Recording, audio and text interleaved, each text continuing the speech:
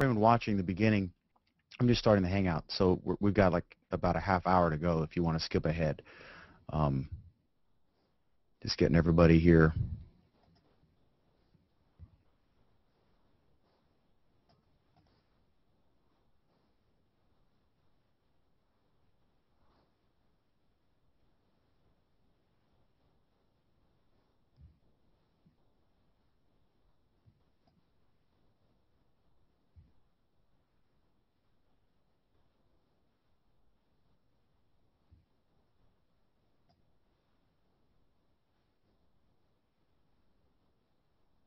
Now I'm selecting the region to grab for the show.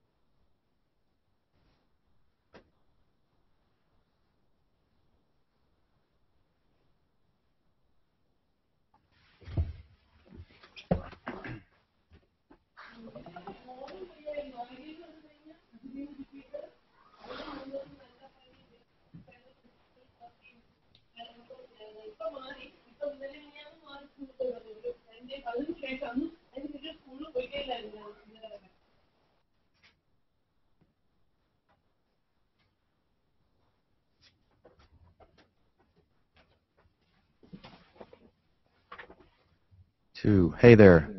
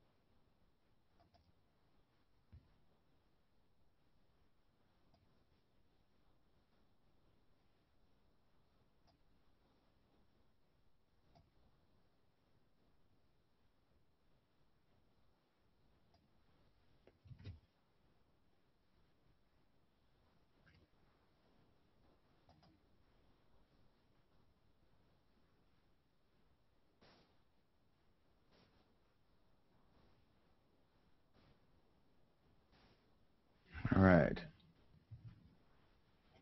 Can you guys hear me? All right, cool.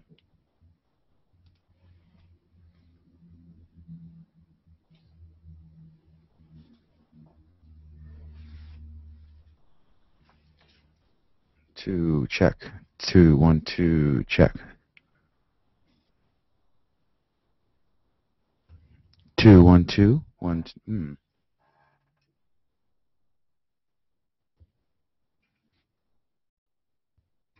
Check 1, 2.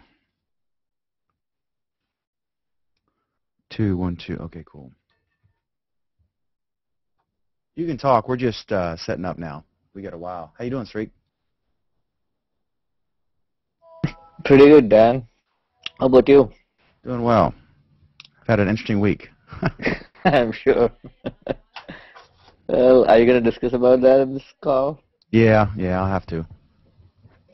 Well, I was in, it's crazy. I was actually in Universal Studios or something when I saw this. I'm like, wow. I was so surprised when I mean, actually, I didn't see your post. I was on Reddit.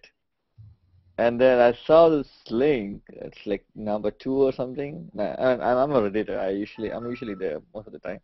Mm-hmm. And I clicked on it, and it directly went to your post. I'm like, wow, this is Dan, and he's on Reddit. And I mean, his post is on Reddit. Yeah, I don't know who posted it. I don't know how many people post. I mean, how does it work? If one person posts it, can someone else, or whoever posts it first, it just... Anybody can post it. I mean, you need to sign up, of course, then you can just post any link on Reddit. But Reddit has a check. If you post a link, then it cannot, suppose I post a link, an original link, let's say a public link, and then you try to post the same link to the same topic, it'll automatically say that, oh, you know what, this link is already there, and it will Okay. redirect you. But I don't know, somebody would have posted it. It's a viral topic, right? So, Yeah, the guy normally posts. I think it was movies or stuff. I looked who did it. He hadn't posted but like 5 things. oh, okay. And Probably is, I mean, there are a lot of lurkers in Reddit. I mean, lurkers in the sense people just reading stuff. Mostly I'm like that as well, I'm just reading stuff. But it's a very, very vibrant community. It's amazing. I mean, it's like the breaking news place. They call it the front page of the internet, yeah, it's so I've especially. learned. Yep. And now anything that is in the front page of Reddit is like extremely popular. If you remember how they virtually tackled SOPA alone. Mhm. Yep. It's amazing. How you And doing, Eric? Doing good. Where's your horse head?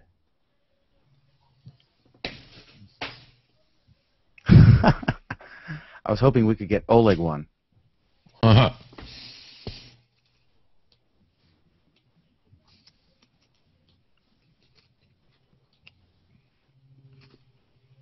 Let me do a quick test here. Um, okay, 1, 2. Sri, can you count to 10 for me?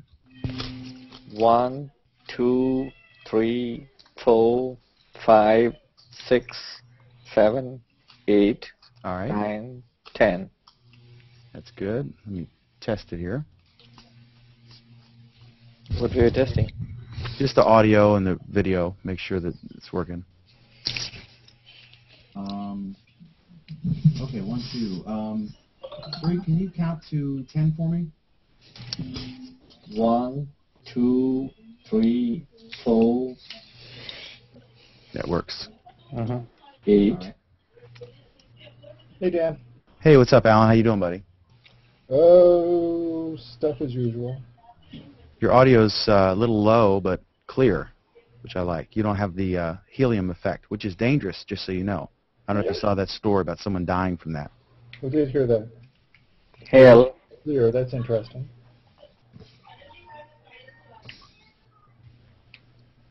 Let's see which microphone it thinks I'm using.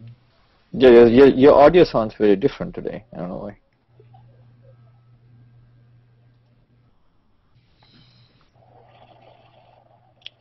Dan, are you able to hear background noise from here? I'm kind of close in the room, and I'm pretty sure kids are shouting out there. Yeah, I think you're good. Okay. If it becomes an issue, just mute yourself and then unmute it when you talk. Sure. You should be I mean, good. I wouldn't know, so that's why I'm saying you can go ahead and mute me if you find it disturbing. How do I sound now?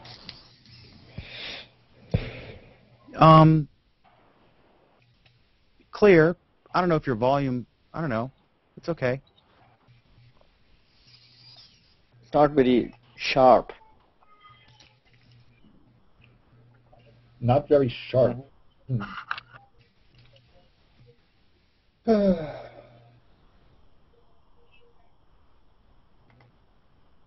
So what in the world are we talking about? Man, I don't know. It's kind of slow week, I guess. It's been a slow week on Google+, my hometown, out on the edge of the prairie, where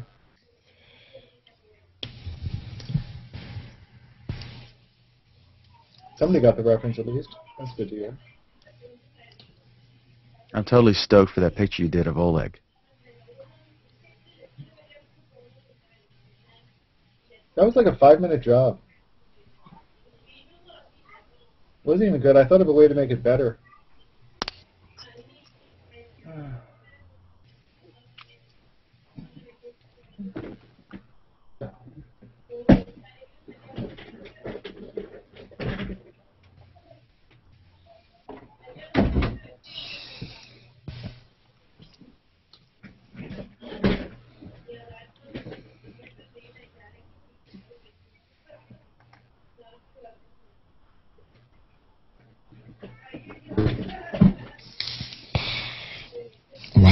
Ouch.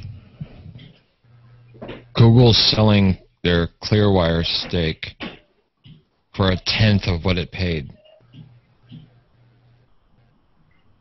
Wow. Burn, baby, burn.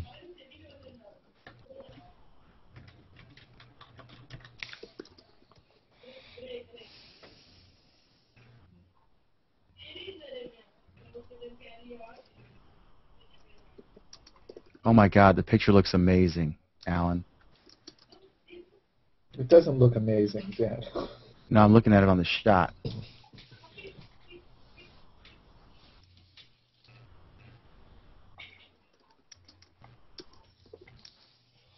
Did I sound any better? Hmm? Oh, the audio? Yeah. It's okay. A little hollow. I'm wondering, why is Google selling the Clearwire stake for a loss? I wish I could figure out what this company does. I've given up trying. I don't like their development methodologies. I don't like the way they put their products out, their customer interaction, and the financials. With as much as they've bought, sold, shut down, bungled, we could invent a reason, and it would probably sound pretty good.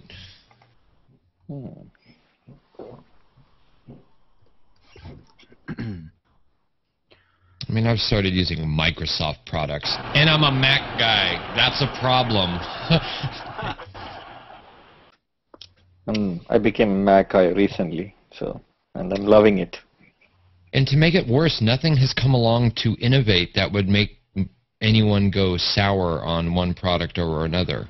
It's like if you took somebody who was a big Google fan once upon a time, and now they're not, you got to look between the time that they were a fan and the time that they weren't, and come along that really shook their world to go, oh, this is just all wrong. And for me, the answer has been no. Nothing. Everything's been very boring and uninnovative and same old stuff. That's not really a good thing, I think. There was an article on Business Insider today about how we should not write off the Microsoft phone so easily. They were giving like 10 reasons why the Microsoft phone could be a winner. I don't know. I can find the article. Hold on.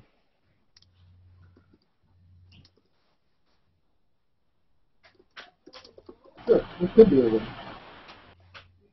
BlackBerry could be a win. Just the odds are pretty stacked against it. Actually, I don't think anybody was writing off Microsoft over the phone. Alan, you sound bad, buddy. What? You sound bad. Now I sound bad? Actually, it sounds worse now. Yeah.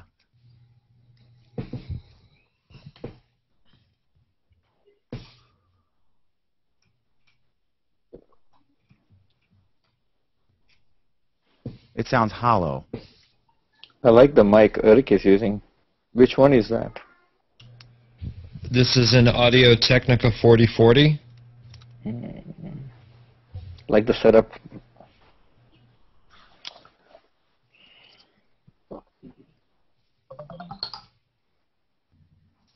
Do we have anything else other than... We have nothing, Dan. Nothing happened this week. I got a new camera. All right. Jeff for the win. Yeah, exactly. Yeah, there isn't any real news, right?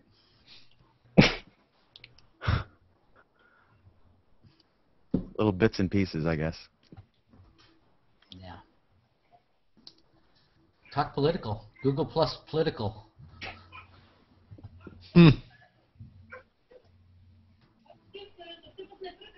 So Eric, it looks like you put the head on the other side of your PC, huh? Well, I keep is this moving a it back different and view? forth because it's in the way occasionally. When it's there, nobody notices it as much. When it's on the other side, people notice it all the time. So, it's just something to note. as everything behind me changes, I'm going to. This will be like my secondary studio, so I'll have to figure out what to do with the head. You can always quit while you're ahead. I actually want to get a mannequin. That would be much easier. Have a full body with gear on it. So, what do you guys think of the Logitech C910, this shot, versus the Microsoft LifeCam, second shot? Both same shots. All right, there's Do that again. This is the C910. All right, and the next one is the LifeCam. Can you do it without the fancy transition? Yes, I can. Hold on. I just won't really want to stare and look. I gotta change how I. Hold on. Transition. None. Okay. All right. So this one right here is Microsoft LifeCam. Okay. And this one is. Well, I can do it this way. How about that? Which one looks clear? There is more detail on the Logitech. I was looking at the trees out the back door, the light switch, and in the photo on the desk. And the colors are clearer also on the Logitech.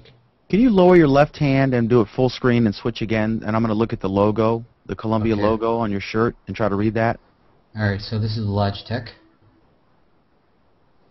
Okay. All right. And shit. That's better. Now it switched because the Logitech was blurry. Yeah. Maybe it's because I have it at the focus. Interesting. The other one's a better shot because you've got that bright outside behind you that's kind of distracting. And I was looking at the light switch and like the flag in the corner when you had the Logitech up, and it was crisp and sharp. Yeah. Now it looks opposite. I think that This one handles looks the better. backlight The better. shot that's on now looks better, but only marginally, to be honest. Yeah. Well, that's interesting because this one's supposed to be the better camera. That's the one that everyone's freaking out about? No, that's the 920. This is the 910. It was on sale from Amazon. So What's that breaking story, Streak? I think U.S. is, bulking up defenses so that Iran cannot blow up the Strait of Hormuz. And it's all because of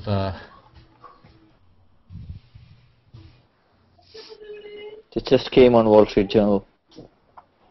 Eh. well, watch the gas prices go up tomorrow. No doubt about it. It's what they do.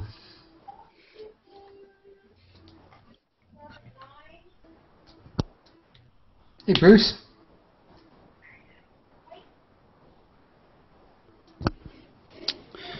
Hello, hello.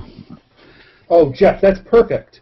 There you go. That's just, you nailed it there. I know. Now I hit the stupid autofocus thing, and then I took it off, and now I'm trying to nail it myself.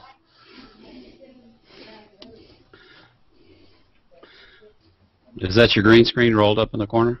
Yeah. It's too hard to set it up and get the lighting right. I can't wait to move downstairs into my other bedroom and turn it into an office and just keep it that way. Oh no, Steve Kordick died last Sunday.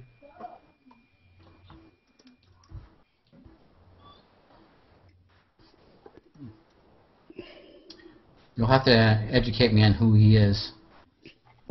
He invented the pinball machine. Oh.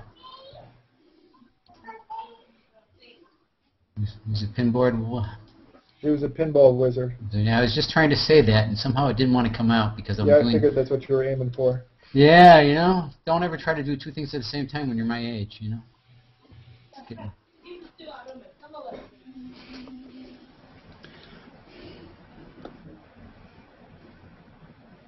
Yeah, I'm thinking I'm going to return this camera. The 910? Yeah. It looks, but see, the problem is with this software, you cannot display it at the higher resolution. So this is still 1280 by 720, which makes it a little bit more. But in Wirecast, Dan, it looks just fantastic. Of course, I can't use Wirecast.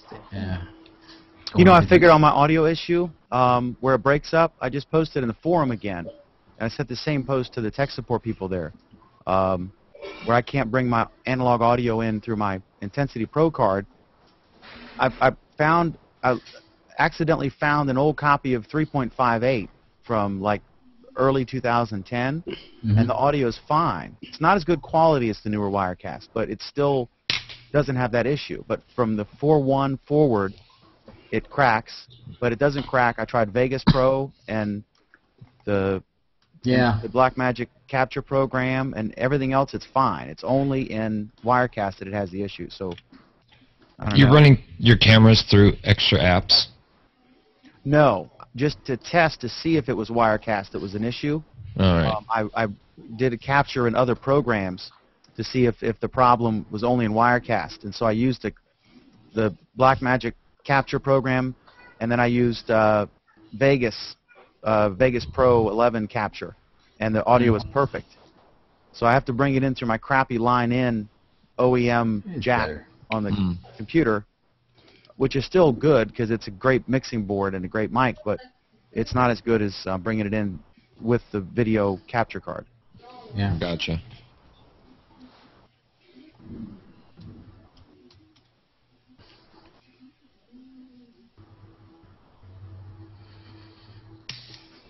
All right. Oleg will hopefully join us in the next couple minutes. I hope so, because these are all his stories. Anybody have anything you want to add that we can talk about? We're kind of like in a dead zone, except for the incident, which I have to address briefly. Well, there are 8 items here. I hope somebody can talk about them if Oleg's running late. Well, let's see. The second one, the first one is you. The second one says Oleg. Compare Google Plus for business with Facebook. Let's see what that is. It might be able. What kind of business? Harold. They were comparing the business presence, the response they're getting. Is that about all the stores closing? Why Google is kicking Facebook's ass for business marketing. Are they? Beats me. That's a TechCrunch headline. Yeah. Kicking Facebook's apps. Boom, boom, boom. Yeah, I don't see how that's possible, to tell you the truth. We also use very generic terms like business. What does that mean? Yeah. Your little IT consulting business is going to tank on Pinterest, but I'm sure scrapbook, die cutter, printer companies are probably making a killing. We are such crappy journalists, us nerds, truthfully. It's okay, the journalists are pretty crappy journalists too these days. Yeah, so... Yeah, but when they talk about that, I mean, you don't see that many people saying follow us on Google+. I still see everyone saying follow us on Facebook. My yogurt does that. This is the stupidest article I've ever read. No, that's not true. I read a stupider article this morning where they were talking about how Google Plus was all ready for the enterprise. Are you kidding me? No, I'm serious. And then I go read it. And their arguments about why it's ready for the enterprise are because you can segment your company with circles, which you can't, and how you can have these hangouts with up to 8 people in them. 8? Yeah. And everything else was kind of focused around Google Apps. And I'm looking at this going, have these idiots actually used Google Plus? Because they sure aren't talking about it correctly. Wow. It's a horrible, horrible article. The fandoms take over and all is lost. No, it wasn't even written by fans. It was by 2 people who, as far as I can tell, spent about 5 minutes on Google Plus. Their profiles were not empty, but pretty close. They each had about 5 people following them, and they were each following about 5 people. It was totally worthless. Was it a spam article? No. I mean, it looked like it was a legitimate article. Not a very good legitimate article, but a legitimate article.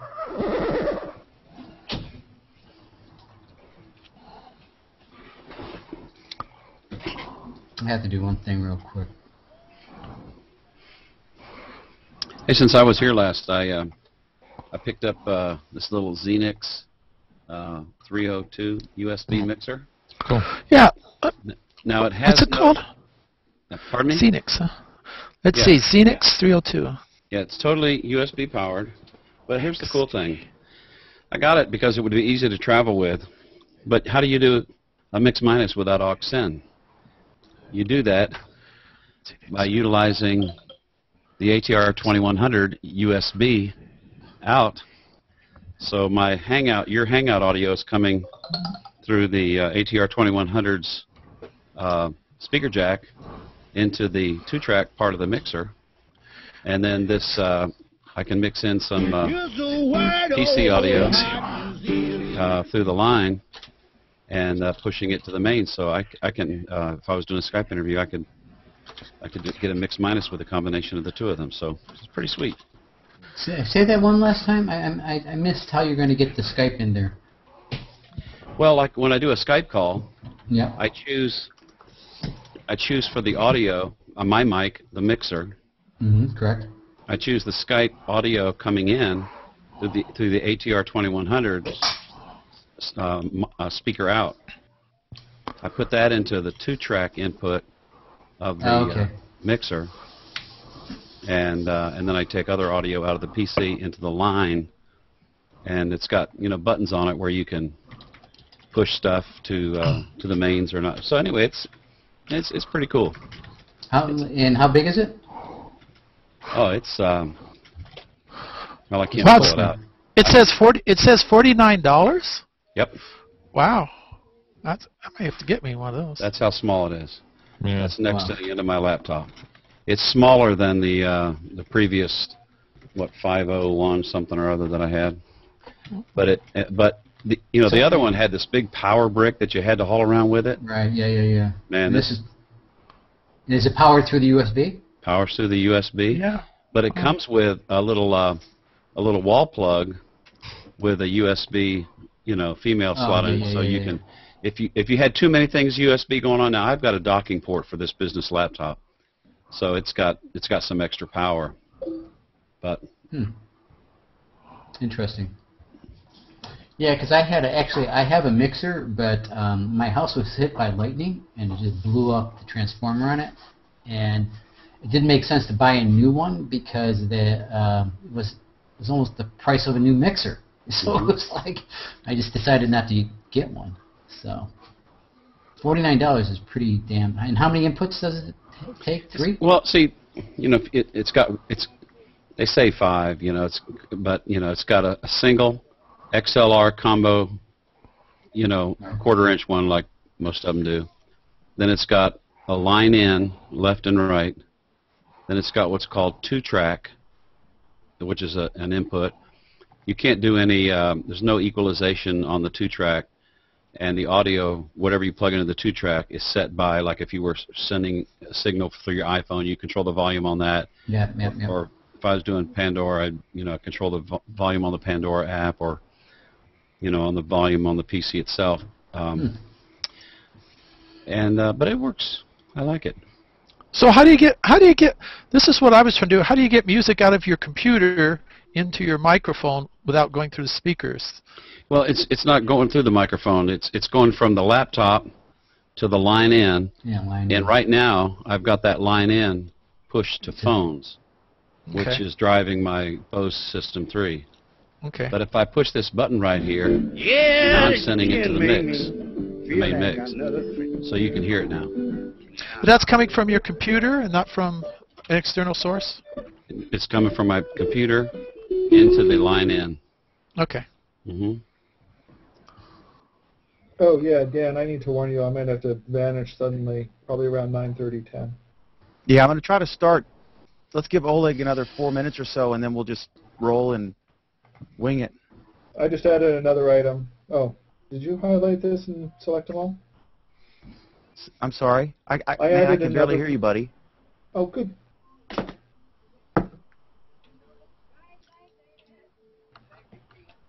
I freaking hate technology. So if I put Can you hear me the line any in better now? into my speaker, I have Yeah. an external speaker plug. If I put a line in there, it would go into the sound. I'm trying to think how to do that.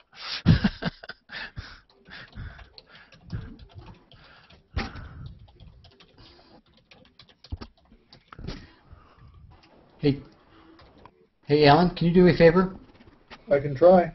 Can you put into the chat the Google Doc link? Or is it over on his page? Dan's page. I'll put it in. He should put it in on his page because it's not the same one every time, but Okay, cool, thank you. there it is. Yeah.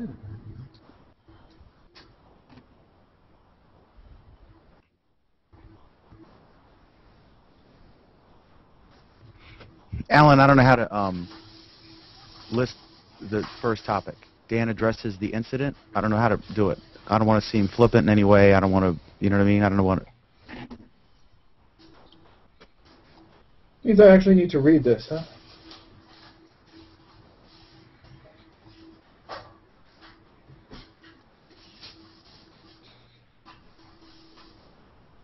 Oh, I want to see about it. Yeah, too bad Ogle is not in there.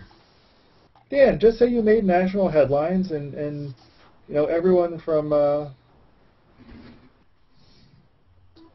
wow. You could say you made Paris Hilton's page. I'd start it straight out like that. I love his first line. Oh boy, this is one hell of a flub.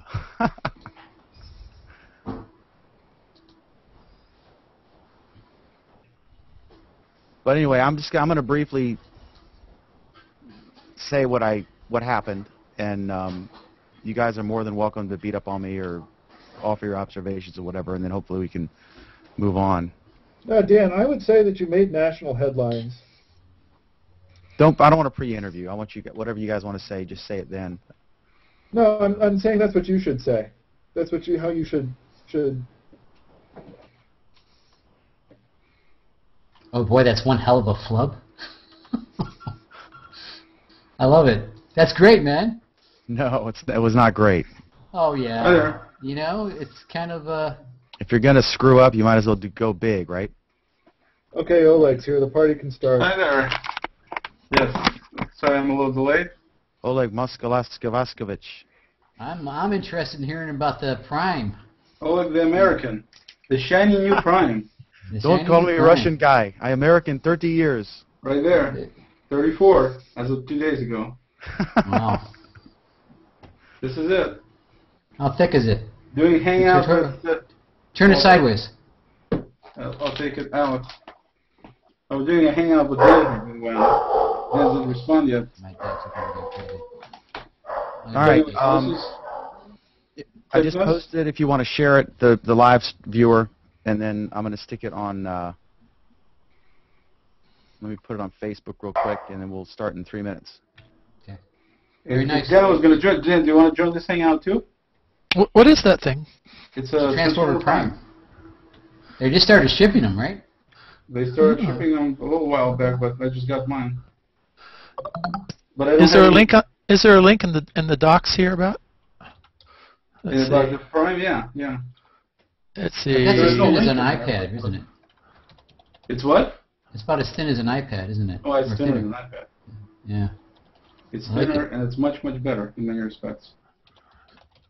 Oh, here it is. Yeah, Asus Transformer Prime. I see it in the notes. Yep. Okay. And that's ice cream sandwich? That's ice cream sandwich.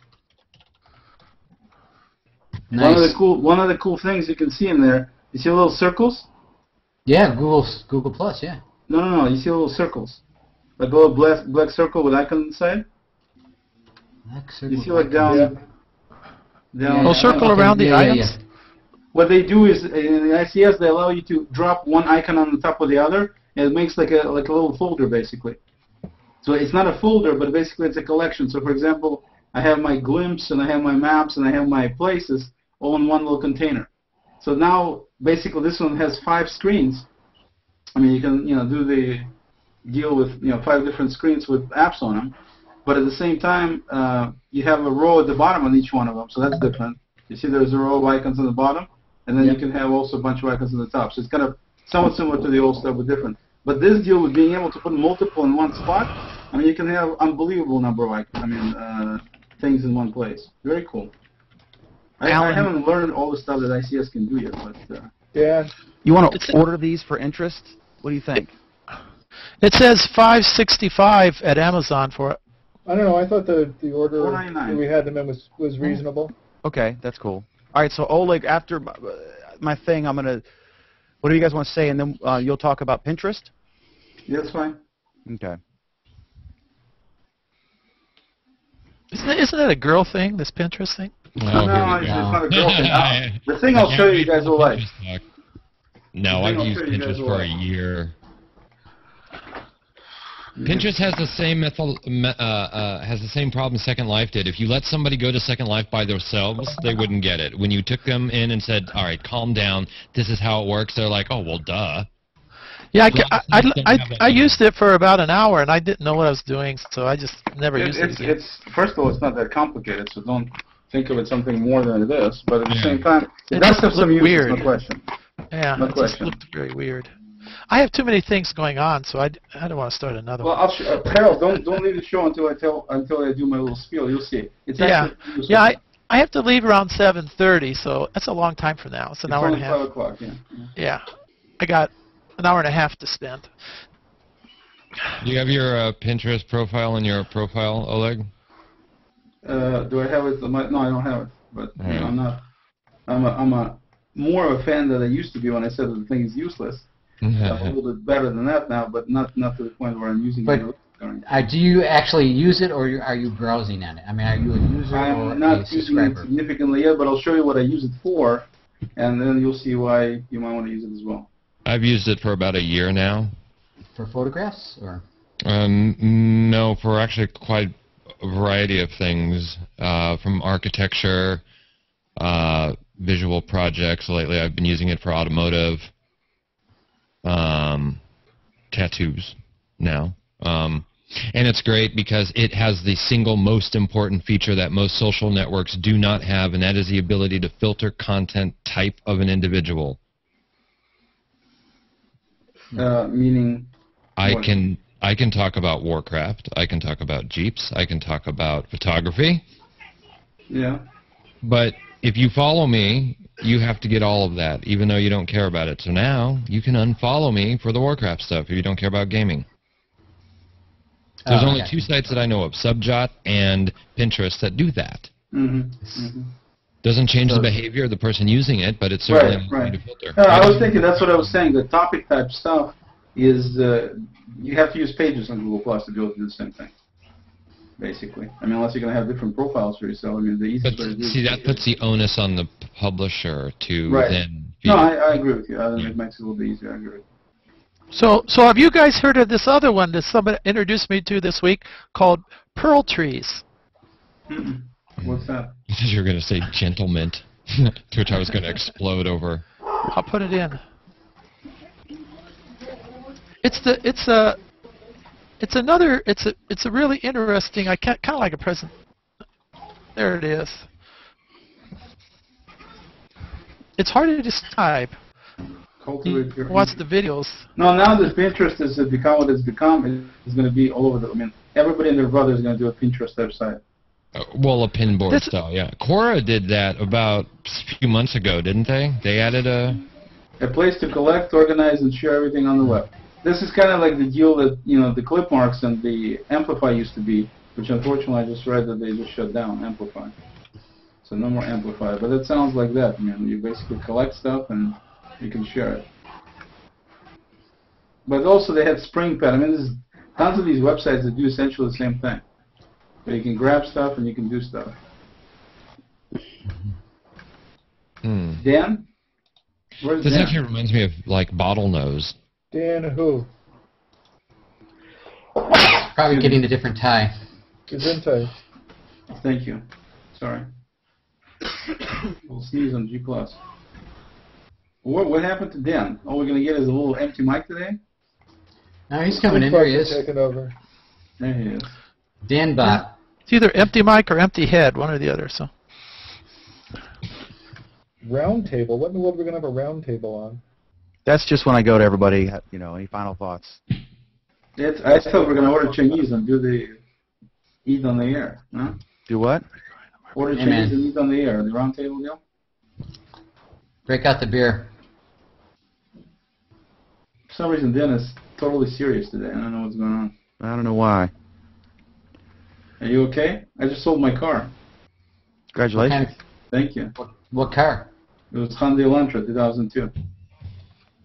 I'm selling my truck. It was the best car I've ever had. And, was it safe? Yeah, it was pretty good. Yeah.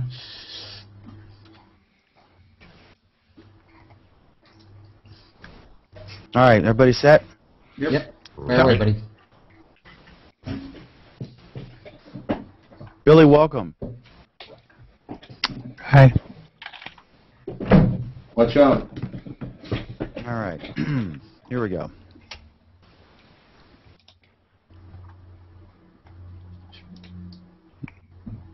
I totally don't know how to say this. I've been thinking about it for a week. Bruce, you got your panels. I just noticed that.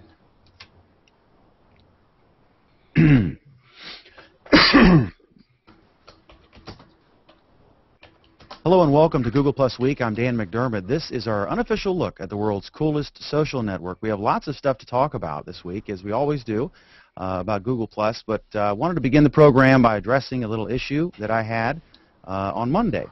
Like millions of Americans, I watched Whitney Houston's funeral and was very moved by Kevin Costner's tribute describing his relationship with Whitney Houston and also his experience in getting her into his movie.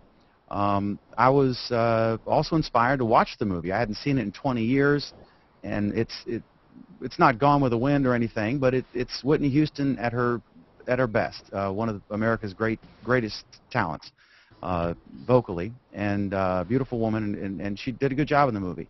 So I wanted to see it, so I went to Netflix, and I noticed it wasn't available for streaming. It was only available as a DVD by mail.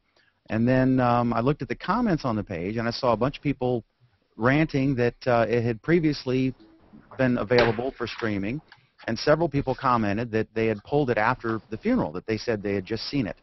So this got me curious, so I called Netflix as really just a viewer, not a journalist, and spoke to a representative, and I wanted to find out. I said, is this true? Because like everyone else, I had heard the story about the iTunes songs being raised half an hour after her death, the price increase, and then Sony coming through and saying it was a clerical error, which I don't know if anyone buys that, but who knows.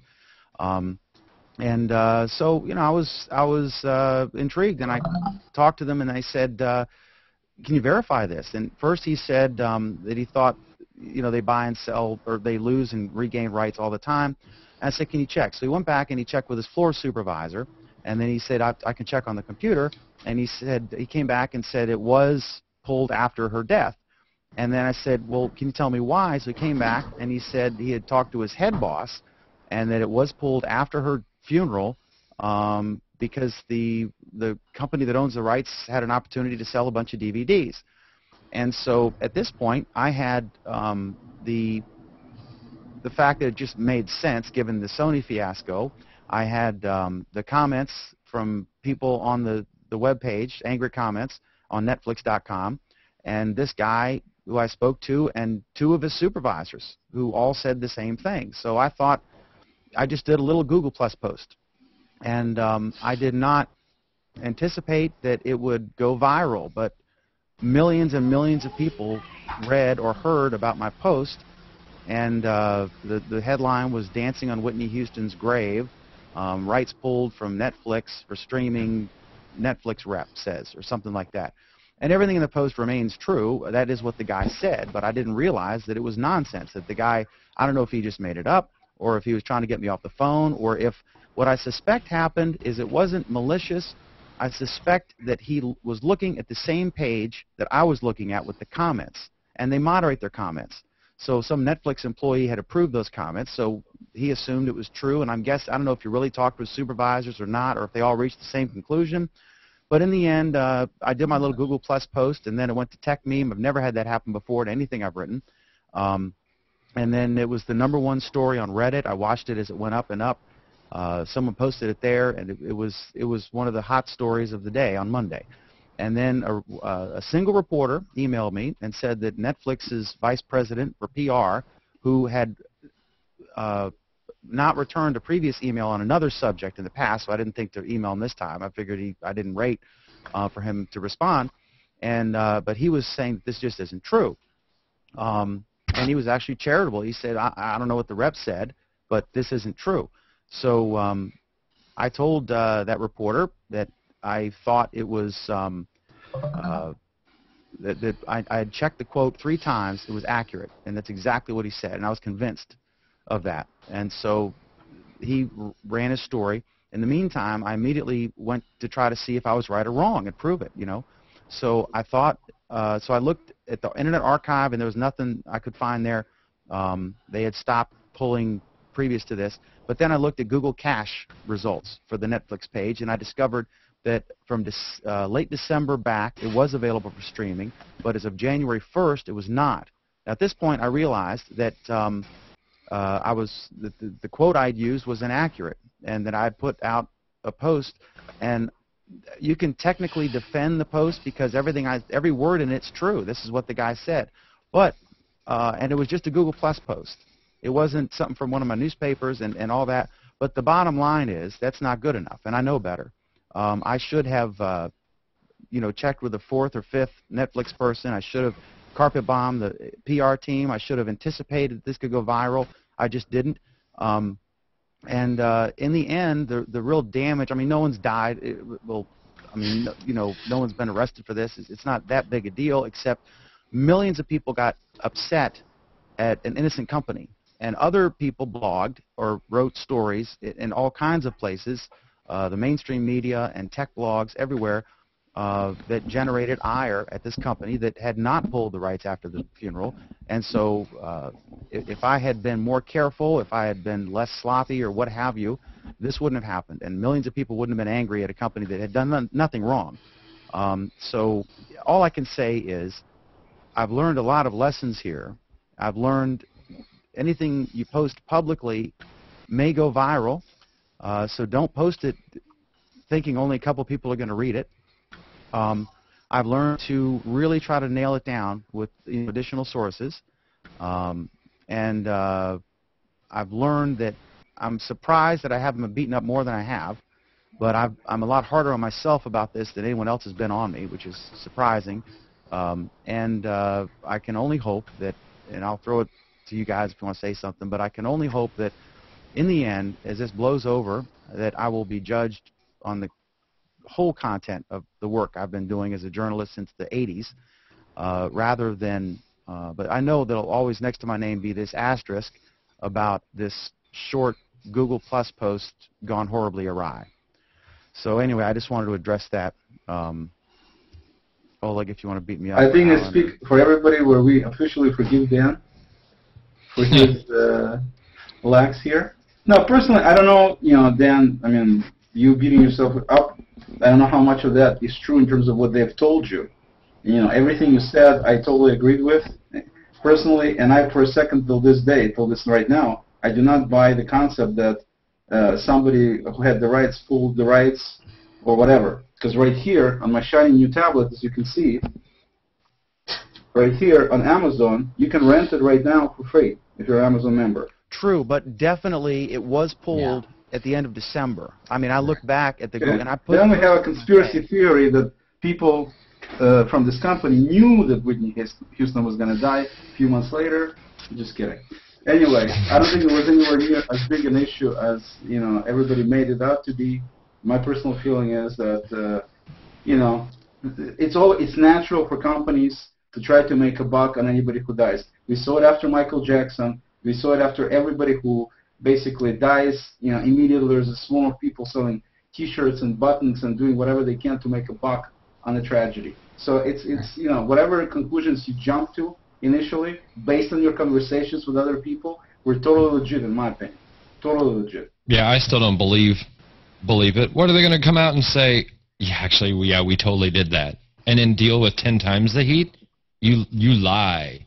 Lie. But they're innocent. They really are innocent. They were innocent. And, are they? I don't know. 100%. I proved it. The guy was either trying to get me off the phone or what I think he did. He looked at the same page that I looked at with the comments, where people were saying like, I saw it a week ago, or it was just available. I was about to watch it and I just procrastinated. But really, if you look at the Google cache results, and I show them in my second post, if you want to look at the posts, I mean, you can just Google my name and you'll find hundreds of posts about it. But if you go to my Google Plus page, you'll see the original post and then the follow-up. And in the follow-up, I linked to specific cache pages showing that as of January 1st, it said DVD only, and in December it didn't. So clearly they're innocent. And I just felt terrible. I mean, for all I know, Whitney Houston's family was enraged about this, and then discovered that it was based on a quote that was nonsense. So. I guess I'd feel more terrible if it wasn't a record company. I think that people are very used to jumping on a very common villain. And, hey, journalists and record companies. I mean, we got a whole series of tech journalists arguing with each other about their integrity and their investment and conflict of interest. And then record companies they're record companies. I mean, so great. You were right. That still doesn't change the fact that it's very plausible a record company could do something like this. So it's very easy to fall into the frenzy of, Yeah. Well, I just felt what bugs me is, and I'll throw it to Alan, but what bugs me is I caused millions and millions of people to get angry at a company that had not done anything wrong. Okay, now that they found out that you didn't do it maliciously or didn't do it intentionally and things changed, you clearly posted that was the case, and so they can calm down, get off their high horse if they're mad, and be not mad anymore. I mean, I find it interesting that Google Plus was picked up in a viral incident. Probably because of the Google search, the new search plus world. I think that's just amazing. It's a tribute to how you can have an impact. So exactly. It was tech. The news sites, TechMeme indexes Google Plus as well as indexes Twitter. It's part and parcel. If people write in a place, if MySpace was a current thing, they'd be indexing that. The biggest problem I see, before Alan steps in, is I think your future career with CIA might be damaged. That's all. No. I don't believe that for a second. Because there are if I could get survive the Sunday shows, the journalism shows like Howie and CNN and the News Watch, if I can survive that without getting raked over the coals too bad, Dan, you'll be fine. There are journalists out there that are investors in companies. I mean, talk about a conflict of interest. You got nothing on. You could have not even apologized or corrected the record, and you'd be 10,000 times cleaner than half of the things that are considered the tech press anyway. True. I'm not a national let's hear guy. Alan. Let's hear Alan. Dan, Alan. how many people, forget tech, whatever, how many people get mentioned by name on PerezHilton.com? I mean, that was my favorite. What did he say? He said Perez, and I appreciate Perez, and I felt terrible. And here's we had the a thing. brief thing with MG Siegler about it because he had blogged about it. And go ahead, Alan. I'm sorry. In that article, it basically says you made a mistake and you fessed up to it. That's gold. I mean, that's showing that you are something incredibly rare, and that is an honest journalist. Yep. I actually proved myself wrong. I mean, others, it was speculated. I was the one who put out that I was indeed, that this quote I quoted was wrong. But yeah, Perez Hilton there's many. I mean, there's CBS News, there's all these sites. But Perez is my favorite. Oh boy, this is one hell of a flub. And then he went on. But anyway, At least you didn't hack a phone, right? So what the heck? Yeah. So, okay, are we good on this? Yeah. Hey, I was just asking, you were in the wrong place at the wrong time, and imagine anybody else could have fallen into that same situation and would have gone the same route that you went. But as Alan said, I mean, you immediately fixed it and proved it, and I think it's much ado about nothing right now. Here's the thing, Dan. You came out, you said, here's what I think happened, and here's my evidence to prove it. And when someone, and as someone kept challenging you, you said, okay, let me look for more evidence. And you disproved yourself. That's, do you realize just how rare that is today?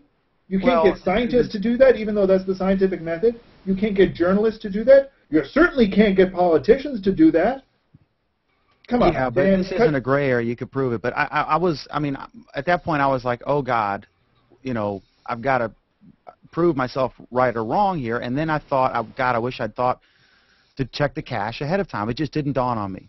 You know, and it wasn't, I wasn't writing it for the Wall Street Journal or something. It was a Google Plus post.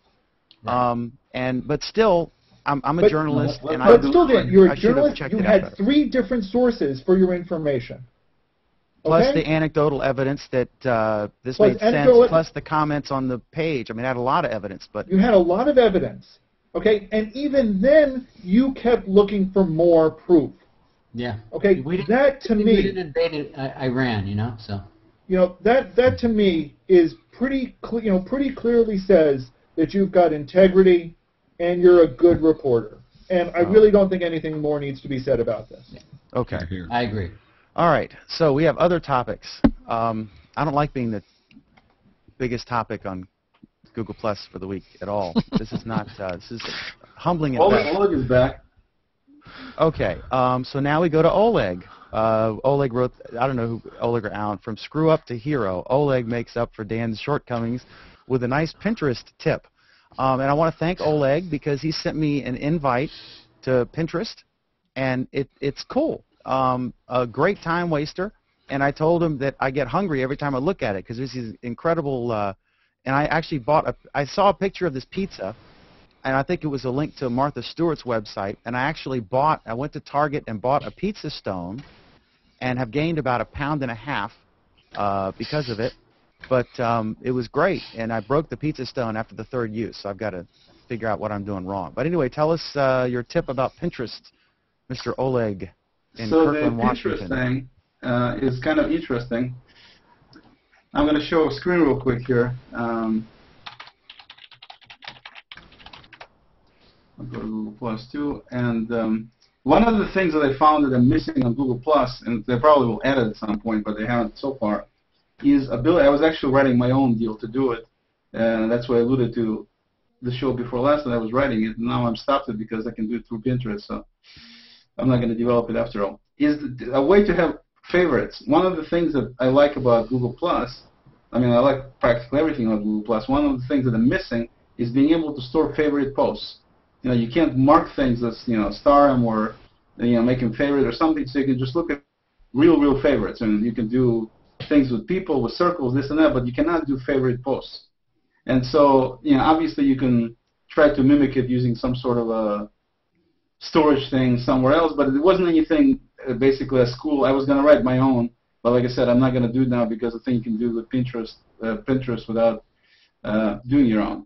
And so one of the things that I tried, if I go to Google Plus, as you can see on my screen, and if I try to, for example, take this particular post here just for the heck of it, and if I try to do a link to it, then it gives me the URL, as everybody knows how to do it, and I do a Control-C. But if I go to Pinterest, and if I try to add a pin, by doing add a pin, and if I post the URL here, it better not work. There we go. It says we couldn't find any images, SRC. You know, very useful thing for anybody who doesn't program web pages. But basically, they're saying they can't do it. Is the easy way to describe it. So I thought, well, that kind of sucks. It would be really nice to be able to do it using that. And so apparently the solution is actually very simple. You can do it. You just need to take it to the next step. You got to go to that post. If you actually pull up the post itself, a separate post, and of course you can do that by, for those who don't know, you can simply click on the timestamp here on any post. So I'm going to go here and click on that, and that's going to pull up the post itself. Then if you just take the URL, copy it, and then go to Pinterest and paste that as a pin, then, come on now, I guess they're not running on Google servers, so it takes them a little while. Well, I come thought on. they had a link on your toolbar, Oleg, where you could just be at any site and click Add This.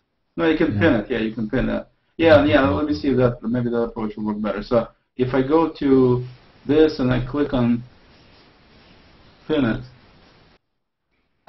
Because it needs to load Java. That's one of the that's why it wasn't doing on the other one. Because you need to load Java first. So once I do that and I pin it, now after loading Java, then it does this, as you can see. So it actually gives me the ability to then I click on pin this, and then it says where do you want to store it. So I have a thing called G+ favorites or G+ photos, or you can have whatever pin boards you want. So let's say I wanted to add it to G+ favorites. I click here. You can actually put in a little description if you want. So Google Plus I'm not seeing that. example. And then once you do it, you just do a pin it, and you can also send it to Twitter. You're done. So now if you click on see your pin, you can see now in my favorites, now I have this particular thing as a pin. And if I click on it, it'll take me right to the post, which is exactly what I want on Google+. So from that standpoint, I think it's a very useful thing to use it. It's easy enough to use.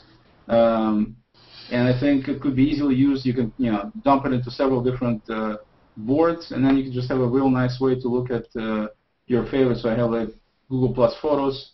I haven't populated yet, but you get the idea.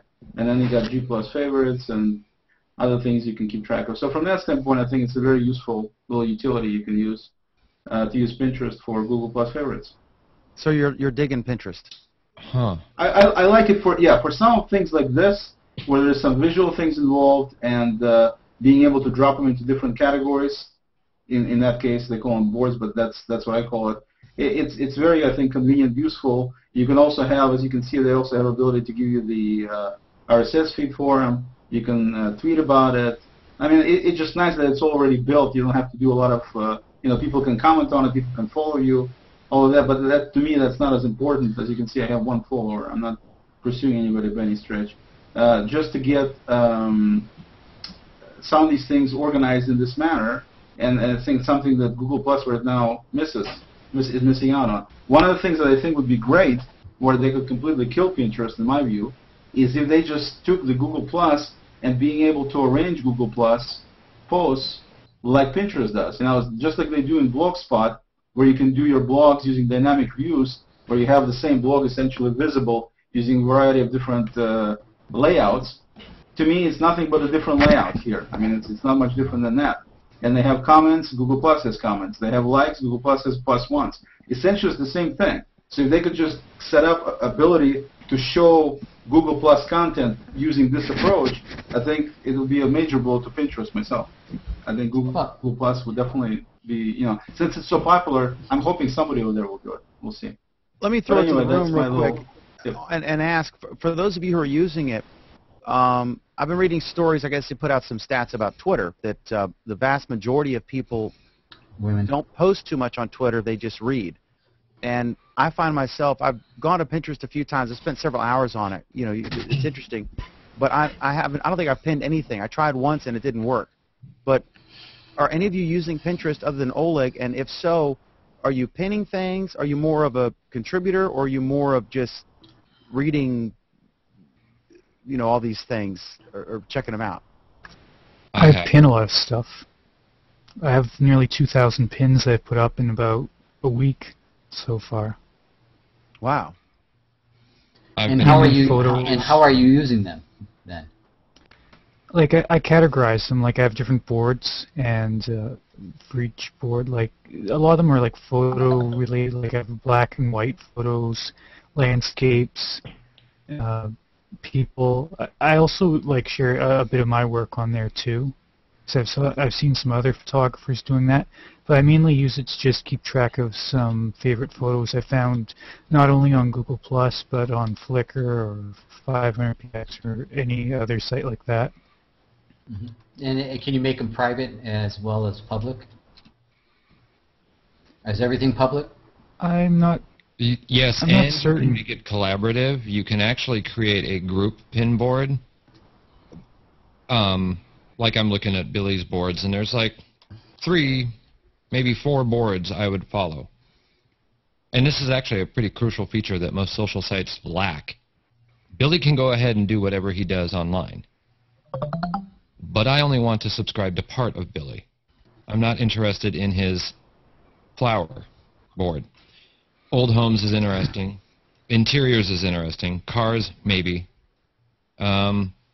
Pathways, not so much. Landscape. The creative photography, probably. So I'm looking at his boards. Yeah. And I have to say that it kind of drives me nuts listening to everybody pay attention to Pinterest now and get so much wrong about it. Been on there for a year.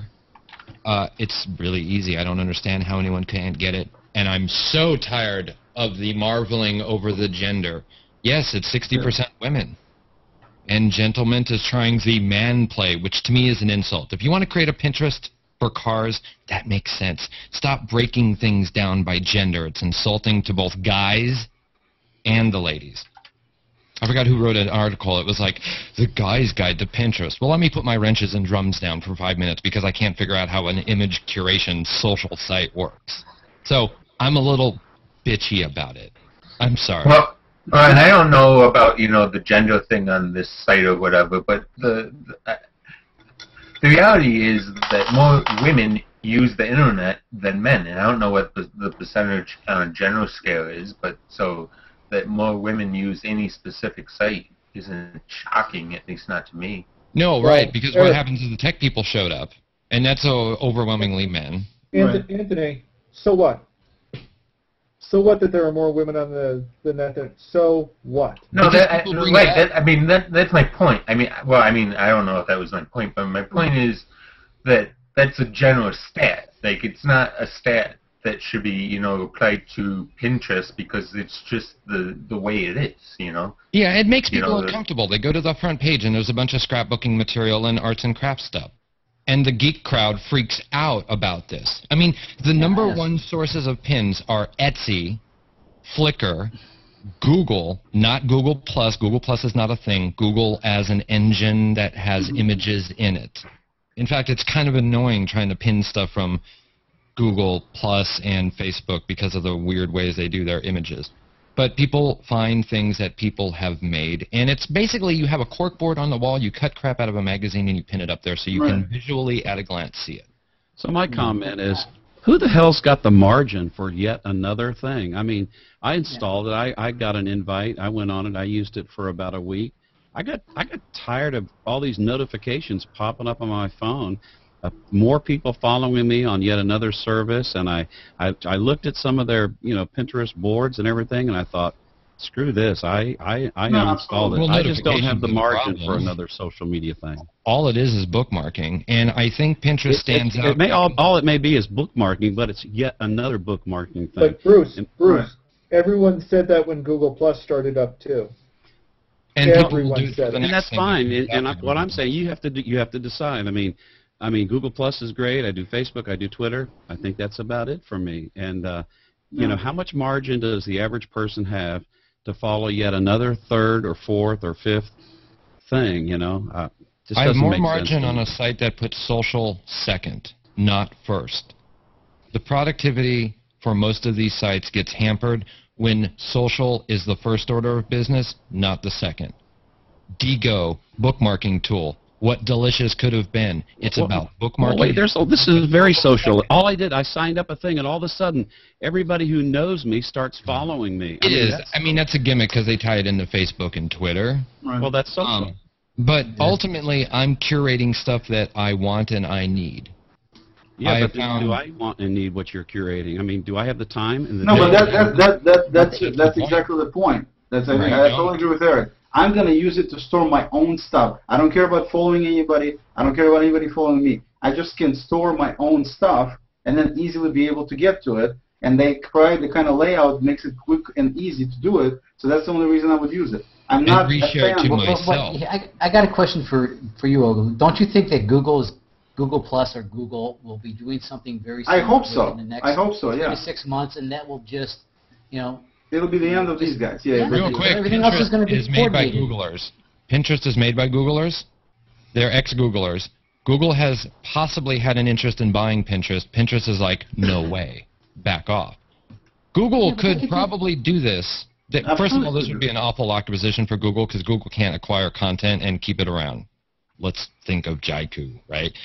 But they could do this with image search, and they probably will. So I can make, because they're already doing it on Google+, they're already doing Pinterest on Google+. What's the difference between, I mean, posting pictures in Picasa, right? Okay. There isn't. You're right. And posting, layout layout in Picasa that is a different format. It's going to be the same thing. It's going to be simple for them to do it if they so desire. And image search. If image search was about curation, which is going to be the new thing for 2012, right? Everyone's going to be doing this. You're going to see more and more micro curation board type things. Yeah. I think Quora even threw a pinboard style interface. You're going to see this replicated dozens of times. If the Google image search, which is something that I actually use quite a bit, I found that search plus your world is somewhat useful in search, but it's miserable in image search because searching for something, I don't need to see all the stuff I've already seen. I need to see new stuff. If I could actually find things and then clip it, it's like Evernote or any of the clipping services. I'm just clipping things to a coherent place, and that just happens to be public. And that might be useful to other people. Billy has an old homes board. It's photography. Is this your photography or just photography you found and you've put in this board? It's it's all of homes that other people have taken pictures of. But it's mainly from Australia, and the United States, and Canada. Okay. I would probably subscribe to this because I live in a very traditionally designed home. It's not old. It's just, it's a Cape Cod, right? And so I'm always looking for inspiration and ideas for Cape Cod style architecture. And sometimes you can get that from seeing just, here's one content type. And, hey, if Billy's got a good eye for this kind of thing, I can go, oh, okay, I'm going to see what he does. In fact, let me follow it before I forget. Okay, Harold, and then let's proceed here. Yeah, I've been playing with it, and it seems to me it's just so much harder to use for what it does than Evernote. I use Evernote for almost everything. In Evernote, all I have to do is just copy and paste, and I can click on my button, and everything I do, all my research and for my posts and all my research for my Navajo sites and stuff like that, all I do is make one little click, and it goes over to Evernote, and it does Evernote searches for stuff. It's such a much better use than I can see for this, unless I'm not getting the point of this at all. No, it's because it's Russian engineering. Evernote was written by Russians, that's why. It's interesting because Google Plus is like probably 60% male, and a lot of folks can't figure it out. And, no, I think the deal is, Harold, the deal with female, and a lot of us can't figure Pinterest out. Well, there's nothing, like Eric said, there's nothing to figure out. You're making it more complicated than it is. It's just a bookmarking site that has a layout dealing with pictures. That's it. I mean, there's nothing more. Figure it out. I mean, not the technically thing, but to figure out, as Bruce said, is there a return on investment for this? Okay, so this is the deal. So we talked a little bit about what you can use it for. Like I said, for example, to store your Google Plus favorites. So you have your favorite post being in a single place. Okay, so to me, it's a valid use for something like that. Right. Or you want to curate whatever else you want to curate for your own stuff. But where they totally fall apart, in my view, is when you look right now, you're looking at my screen there, you see that? This is a search for men's shoes. Okay? You see this guy and the woman here at the bottom? You see this woman over here? I mean, it's definitely not men's shoes. You see over here this picture? It's not men's shoes. So where Pinterest, I think, falls totally in its face is it's no good in many cases for search purposes. But that's the user's fault if they put it the wrong way. It's like hashtags are a horrible categorization. Possibly. But I'm just saying it makes it useless for actually doing searching and quote-unquote following somebody because of something. So I'm like you said, Eric, I'm with you. I'm going to use it for certain things, like I can put my own stuff in there, and I don't care about anybody following me or anything like that, or commenting. I'm totally with Bruce. I don't have time for categories that. Work. You know, you hit up gardening, it's pretty clear what's in the gardening category, and you look at it and you're like, mm-hmm. Well, one of the things that's so easy on a Google, for instance, when you're saying you use it for Google Plus, I just grab a Google Plus post and I hit copy and go over to the other one and just paste it right there, and it goes right in. It puts the URL in over in Evernote. It puts the URL in everything. Absolutely.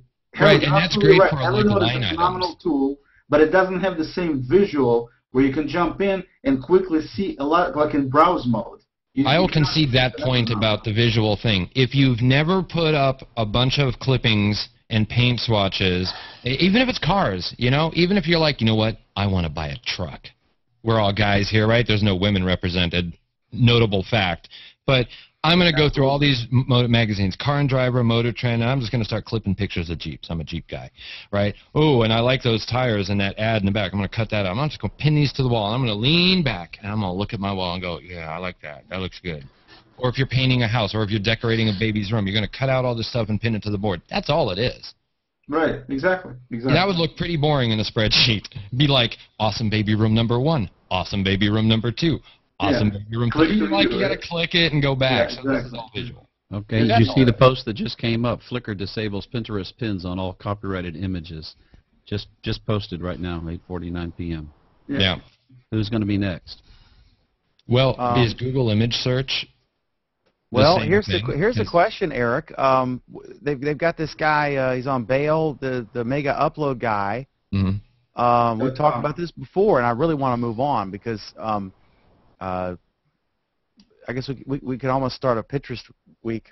No. Let's move on. I'm kidding. Pinterest. But Pitchforks and Pinterest. I have no interest in Pinterest. So. That whole copyright thing. They've got this .com guy is on bail, and they're arresting him. But then if I look in my stream on Google Plus or links on Twitter or anywhere, there's tons of copyrighted stuff. Tons of copyrighted photos you see in your stream. Everybody sees this. And I imagine the same things on Pinterest. So why are we some guy who changes his name to .com and lives overseas and blah blah blah? He's public enemy number 1. We're going to lock him up, and then we go home and our wives show us these cool new recipes and shoes on Pinterest. What's the deal with that? Is it? The deal with that is when you share your post, Dan, you're not making any money off of it. Okay, that's one big difference. This guy was making boku bucks from using copyrighted materials. So that's one huge difference between you and him. Okay? Should Google image search get hit too? Because really there's no difference. Absolutely. I totally agree. It's a thumbnail. It's a directory of thumbnails that links to content on a page. And there is no difference between... Right. But as we discussed in the prior show, there might be something with this .com guy that we don't know in terms of the extent to what he was using, where he was getting it, and how he was using / abusing it. So we're basically making assumptions and comments here without knowing the full details. I don't see but how the rest of the guys are not making money. You don't think Google makes money monetizing?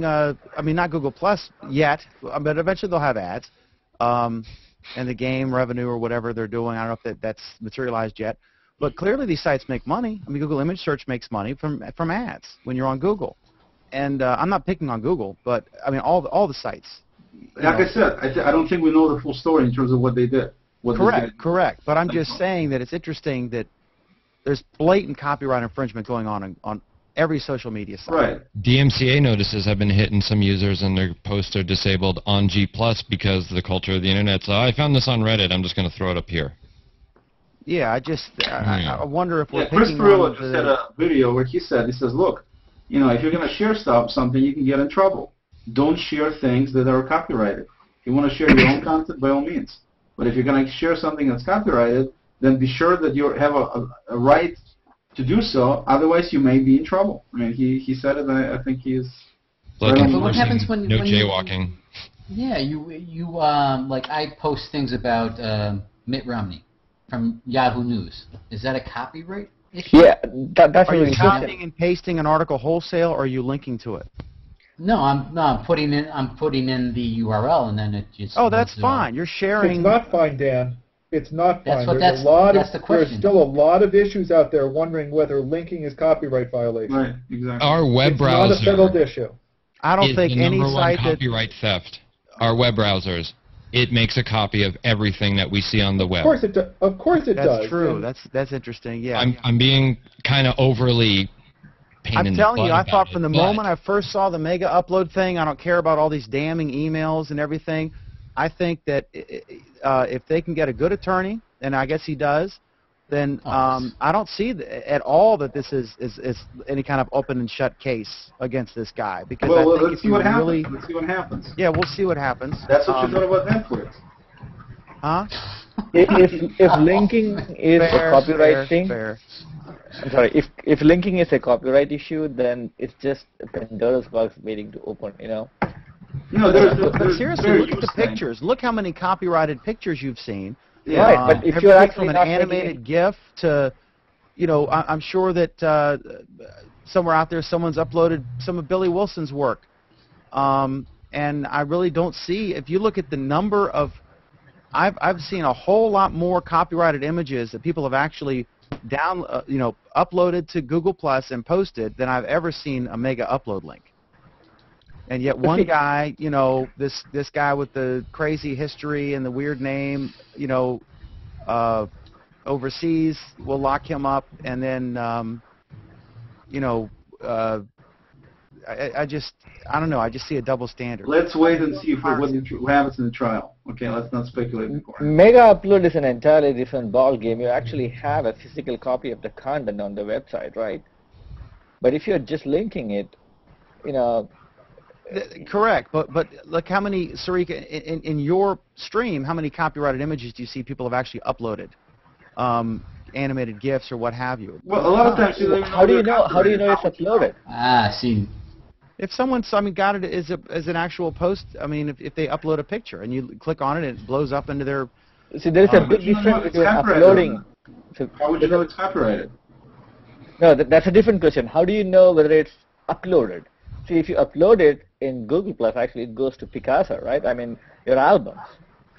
That is different. You're actually making a copy of it into your own album. But if you're just linking... Well, but here's the thing. The moment you're viewing that, your browser is making a copy of that in your browser's cache. Absolutely. So now you're violating copyright. Period. End of line. See, that is going to completely break the way Internet as we see it right now. Well, that's why everybody's talking SOPA. Of course. We're not talking logic. We're not talking logic. We're talking law. It's a stretch, but things like SOPA are also a stretch, and people are trying like hell to get that thing rammed through. If Flickr's doing this, then Google's going to do it. So then the demo that Oleg did is going to completely break, and everyone's building a walled garden.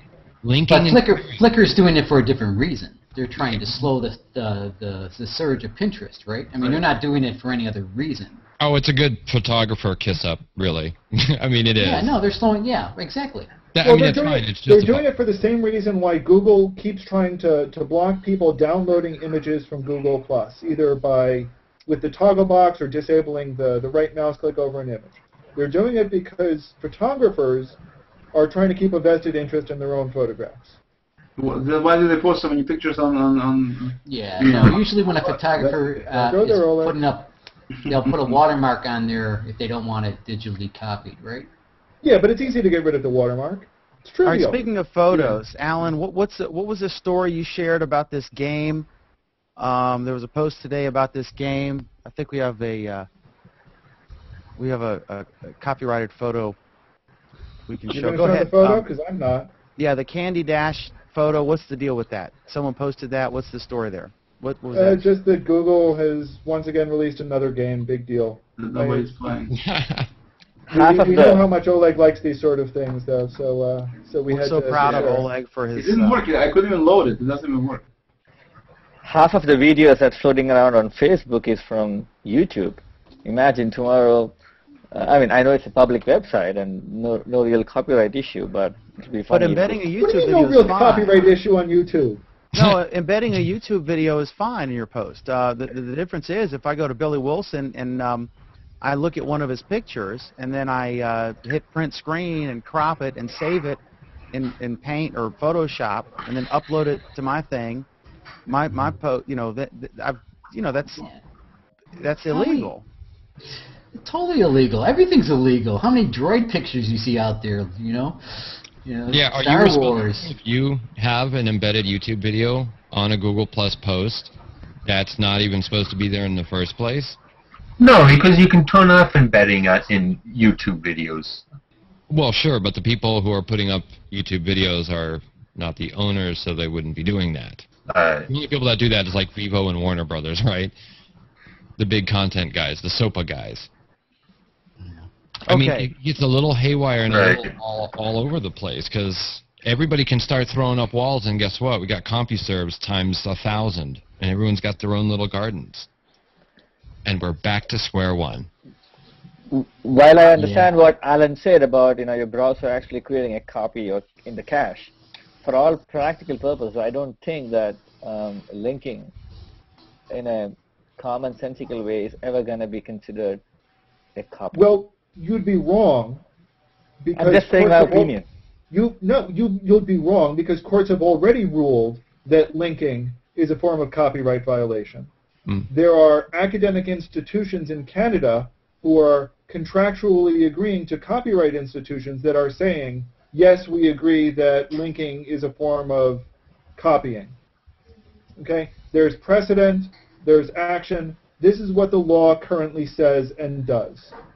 It's Now- really difficult for them to sort through these things. It's Hard like that thing to famous happen. thing about pornography that the Supreme Court, whoever said, I forget who said it. I don't.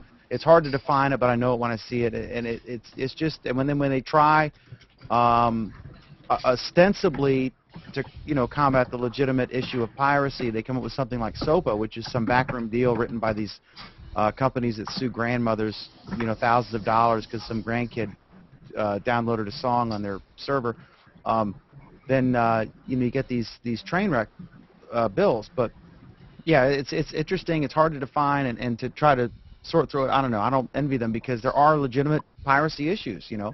Nobody wants your copyright, your personal stuff stolen. But then how do you deal with it? And so I guess it's an evolving issue. Okay, I'm not sure what the heck this is about, Priz. Cadbury, Coca-Cola. Yeah, What's this is a funny one. Okay, This is go pretty ahead. funny. On Tuesday, Cadbury UK, which has been doing a lot with their page, kind of tossed out randomly and said, "Hey, let's try to do something fun, and let's see how many people shared this post, and the person who gets it shared the furthest wins, is the winner." And there were a ton of shares of it. I don't even remember. Let's see, 265 shares of the post. And eventually someone pointed out that, hey, running contests like this on Google Plus is against the terms of service, so Cadbury is in big trouble. But they probably wouldn't be in big trouble because they sent chocolate to Vic. So they kind of backed out a little bit later and said, whoa, hey, we were just having fun. There's no contest here, and we can't send anything to the winners, even though we'd really like to, and we'll figure out something to do. So they kind of backpedaled on that after some bad press, but after... And then Angry Mob Forum arrived. I remember that guy. Remember the guy? Who was it, Alan? He had an extra iPad or something, and he was going to give it away. And he said, I've seen that scam so many times since then. Now it's not even funny. Yeah, but he got thousands and thousands of followers from that. For $300 or $600 iPad. The second part of the story, though, let me finish the second part of the story first. 2 days later, Coca-Cola's page says practically the same thing. They post, we're trying to get exactly 1,886 shares and 125 comments on this post. And again, people go off on them saying, what are you doing? This is against the terms of service, yada, yada, yada. This is a really, And a lot of people are taking these two companies, onto the cleaners for doing what everyone told them to do at the beginning, and that was do something fresh and different on Google Plus that you don't do on Facebook. So. Well, I actually won this in a Hangout, Zeg Spark Station. So was that illegal? That's illegal. Give it back. I gotta return it. It's in my hand. Is it only for pages that you can't do it, or is it for any for like a personal? Well, businesses pages, yeah. It's against Google's terms. I mean, at what point are companies and everybody just going to be like, you know what? So what? Screw you guys. We're not even reading the terms of service anyway. Didn't say it's right. I'm just saying, at what point do you get so exhausted by such arbitrary nonsense that you're like, we've been through. I think Well, Herman, I was on Herman's game show, and he gave away he gave away an iPad on his game show. Was that illegal? Because he's been doing that. He gives away that like once a month. He has a game show where he gives away Now, something. if I remember correctly, it's not against the individual terms of service. It's just against the page's terms of service. But the kicker is that neither of these companies actually did anything against the terms of service. Cadbury never said they were giving anything away. They were just saying, this is going to be the winner. Coke never said that, we're giving anything away. They didn't say we're giving anything away at all. They just said, here's how many shares we want. Well, I think the problem is that both of them are getting flack for encouraging shares, and apparently that's taboo in Google+. Well, it is that because will probably it's spamming. change, though, right? Don't you think that will have to change? They'll have to have contests or some kind of brand page things where people engage and perhaps win something? Google's statement on it was actually something along the lines of, you can run a contest on your own website, but you can't run it on ours. No. That's so stupid. I mean, Facebook has the same policy, and people are running, and not just small companies. Like TechCrunch is running, like it seems, a contest like once a month, if not more, and it's against the Facebook terms of service, but they do it anyways, and everyone else does it. Just rewrite and does anyone ever get in trouble for it? Yeah, I mean, Red Bull's got 27 million fans on their Facebook page. I think the most followed brand there. They just route people back to their website and do it that way. I mean, just because somebody sets up a rule. It's very easy to bypass. But the backlash, though, isn't going to have an effect. You want to know why? Because Cadbury, who was acquired by Kraft, remember the whole, oh my God, you're getting Kraft, the cheese in a can people, to touch a sacred chocolate? No way. And sacred. They came through that. To the Brits it is. Hershey manages, first of all, why is Cadbury doing this anyway? Because Cadbury UK is managed by Kraft for the UK market. Cadbury America is run by Hershey. Mm-hmm. So even conceptually at the business level, it doesn't even make sense. But really, if they could survive cheese in a can ownership from the big evil American Kraft to something sacred to England, I'm pretty sure a couple of people whining on a social network are not going to faze them at all. It certainly wasn't as big an issue as when that guy bought Harrods. That was a whole thing. Right. Okay, so this kind of merges into our next topic. The comparing Facebook and Google+. There were a couple stories that we linked to in the description for the video, and if you're watching on YouTube or wherever, you'll see it in the bottom. But one article from GameStop to JCPenney, they're shutting retail stores, and they just sort of opened an actual store on Facebook where you could purchase things, and it sucked performance-wise, and so they stopped it. And then quietly closed them. And then there's this other article here I see. Before you move to the other article, I want a quick survey of everyone who's in the Hangout right now. How many of you knew that Facebook, that there were actually actual storefronts in Facebook? Raise your hand. I don't have a shot for the whole thing, but I didn't know this. What's the question again? One hand raised. What's the question again? The question was whether you knew that there were actual stores that were selling goods through Facebook. So I didn't know. So 1 out of 10 of us knew that fact. I think that's a bigger reason why all of these stores closed up rather than there being any actual issue, because there was absolutely no advantage to doing it through Facebook, and nobody knew it was there. And I don't think Facebook was making any money from it, right? Well, I'm sure they were doing something. I mean, they must have. I thought they were getting a kickback, same way they were trying to convince the game companies to give them a kickback.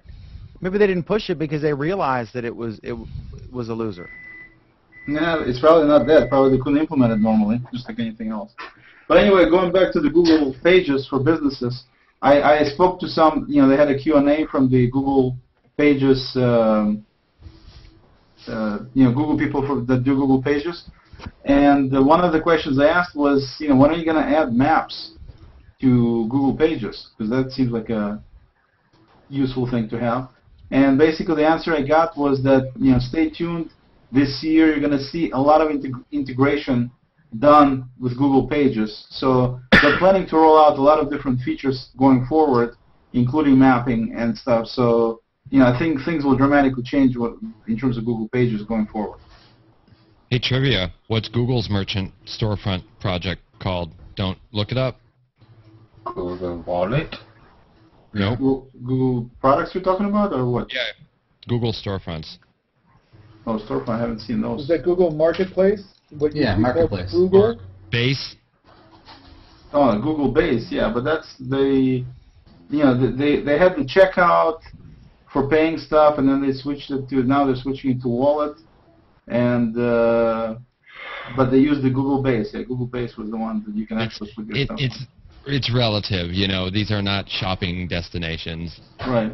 And then, of course, they did the whole products thing where you can do search for products. So that was another way to get into it. Okay, so I guess we've. I don't know. Anybody's got a store on Google Plus, but I guess it's just another thing you have to do now. I don't really. I think I have a page or two, but I haven't really done anything with them at all. Well, but I think that's completely Google's strategy, is not to keep you inside Google. It's to, and this is evident in how they run pages and what they're doing with the Google Plus badge. They don't want people to stay inside Google's framework. They want people to use Google's framework. But for the most part, they want people to use Google to get to outside web pages. They want people to be going to other websites. They don't want you to hang around Google and use their servers. Like Facebook login? Why not? Yeah. Well, there's no ads on Google Plus. They don't get any search results and money from the search results. Yet. Yeah, but that's going to change. Yeah. It's going to change. Yeah, well, see, this is. See, I am making money off of my page because I have a page called Navajo People, and my Navajo People site, and I put all my posts on my Navajo People Google page, and people go there, and I make $300 to $500 a month off the ads from Google AdSense. So that's what Google wants to do. They want people to go to my page and make money off the Google AdSense ads, and they get like a percentage of that. Right. Yeah, but they're gonna. Why not just put in? There'll be ads in Google Plus. There's no doubt. Yeah. I have no doubt about that. It's just another source of revenue. Why not? It's a no-brainer. Yeah. Once they get to that number, whatever that number is in their head for the number of users, they will be slowly rolling it out. All our job is to keep clicking +1. You just keep clicking +1 on things and make them loads of money, because that's all it's about. Truthfully. Sure. You are giving them a measure of everything. Right. Yeah. Plus it. I don't understand why you hit the +1s on the post. It doesn't do anything. Except for telling you like the post, it doesn't go anywhere. Where if you hit a +1 on a website, it goes in your directory. Well, that's just bad design. But yeah, it's How liking does- things. It's there's a How does culture. clicking on +1 or any other non-content from nothing from a link, how does it actually help Google monetize it? I don't know. They're tracking it. They're tracking everything and every post. They're seeing who likes what where. This is the same thing would be for Amazon. If Amazon was to open real stores, we talked about a little bit about that, they would be in a phenomenal position to actually know what to stock where in which parts of the country and so on, because of their history of what people bought. With Google, it's the same thing except it's amplified. Yeah, and that's what. And you're going to get the ads that are targeted for you based on your likes. Correct. And I think What's funny is if at some point, Eric, if they fix it and they actually, I don't know if I want to say the word fix, but if they change it, because on a website when you +1 something, it's kind of an endorsement. But sometimes, or usually on Google Plus, it's basically like if you'll share a post and you'll mention me or share it with me directly because you think I'm interested in it or if it's relevant to me, I'll just +1. If it's like I don't have time to respond to you, or it's not really something I need to respond to, but I just want to acknowledge I've seen it, right? We just So want info +1 it. updates. It's like, oh, okay, cool, bam. And so if they, it's kind of really it's the same name +1, but it's an entirely different purpose. I'll often hit it just to acknowledge a post. Right, but there's all kinds of things. There's all kinds of things we use +1 for. What if all of a sudden they unleash it so everything you've ever +1 on Google Plus is listed in your list of things Oleg likes? You know what I mean? That could be interesting. No, but seriously, if you just because somebody is +1 something doesn't mean Google is going to look at it as holy grail.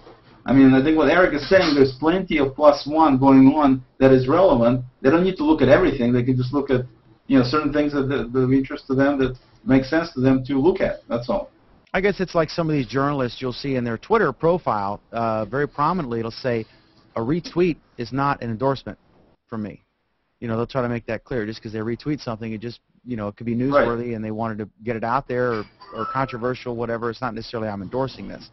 The +1 is still kind of vague. There's no way to just note things. It's got to be a positive reinforcement. We're not allowed to be negative because that's against the rules, right? Yeah. Nobody does dislike or -1. You have to have a plug-in for that. And there's no way just to note it. Sometimes I'll just +1 something because I want the updates on the comments. Right. So I have to +1, man kills whole family in fiery crash inferno, and I'm like, yeah, +1 like. So that's not necessarily an endorsement. Yeah, can anybody figure out just a slightly slicker way to handle a notation of I'm noting this? Like Path does. I think Pinterest. Yeah. Oh God, not again. Pin all the stuff. Okay, Alan, did you put the Google Voice integration thing in? You guys want to? I did. Oleg? All right, Alan, Oleg, Eric, whoever else, Rick, y'all duke this one out. Tell us what this is about, Oleg, and It's pretty simple. It's just like the added integration of circles into Gmail a while back, where you can actually look at your email based on circles. This one is a little bit better because you can, on Google Voice, you can now set up your voicemail and response that people get based on circles. So, for example, you record a message for your family, and then anybody from your family circle that calls will get that particular voicemail when they call your Google Voice number.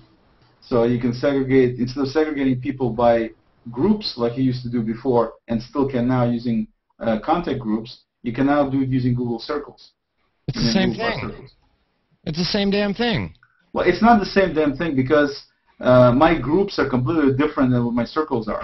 You don't think that they're going to grandfather it in and just be like, well, your groups are circles now. Have a nice day.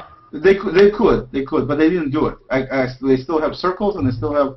I mean, you can still set up voicemails for groups and voicemail for circles, which I think is good. If I got a circle of coworkers and I got a group called coworkers, what? I mean, you could, Eric, but there's also no logical difference between the two, is what Eric is saying. There's no logical difference. There's no technical difference. Right now, the only thing is there's a semantic difference. No, but they're actually showing us two different things now. But also, they're not two different things. I'm sorry? They're not two different things. I can't showing it as anything else, but I mean, what is a circle? It is a group of people. It's got a cute name, whatever, but it is a group of people: family, friends, coworkers. This is not a big deal. I mean, I think really circles or groups, that's fine. The big deal in this particular case is that we now have crossover between voice and plus, and that's the first time that we've seen this kind of integration in this way. I will only disagree for one phone commercial that was pumping circles as how you organize it. They did not say Google. This was during the Super Bowl. I think it was a Galaxy phone. It was a Google phone. And they said, you can organize all your friends in circles. Very address booky. They were not referring to Google, but their interface is a circular one for organizing people. So it does make plenty sense that Google wants to have people in circles, the new groups, right? But the one thing that I don't think they realize is in the social sphere, people I gained like 1,000, 2,000 followers since last week for no reason at all. It's because a circle share is reshared, and it's reshared. One-click bulk adding has made this place worse than MySpace when it comes to adding people. Just add, just click buttons and add 5,000 people. We might be smart people and they go, that's not how we do it. Yeah, but, Yeah, but the portability is a big deal. That differentiates it, doesn't it? I mean, the fact that you can post a circle of, obviously, photographers, like Billy, and you can post a circle of people who are interested in, knitting or amateur radio or whatever. It's a great way to find. That's been useful. Not really. So I have 3,000 photographers in a circle in my phone app. No, but hold on a second. Are you trying to tell me that in your Google, in your Gmail contacts, you have all these photographers for some reason? No, well, you do now. You do now because they're No, but between the two my products. question is not that. Do you want to have them in there as photographers in terms of dealing with voicemail? No.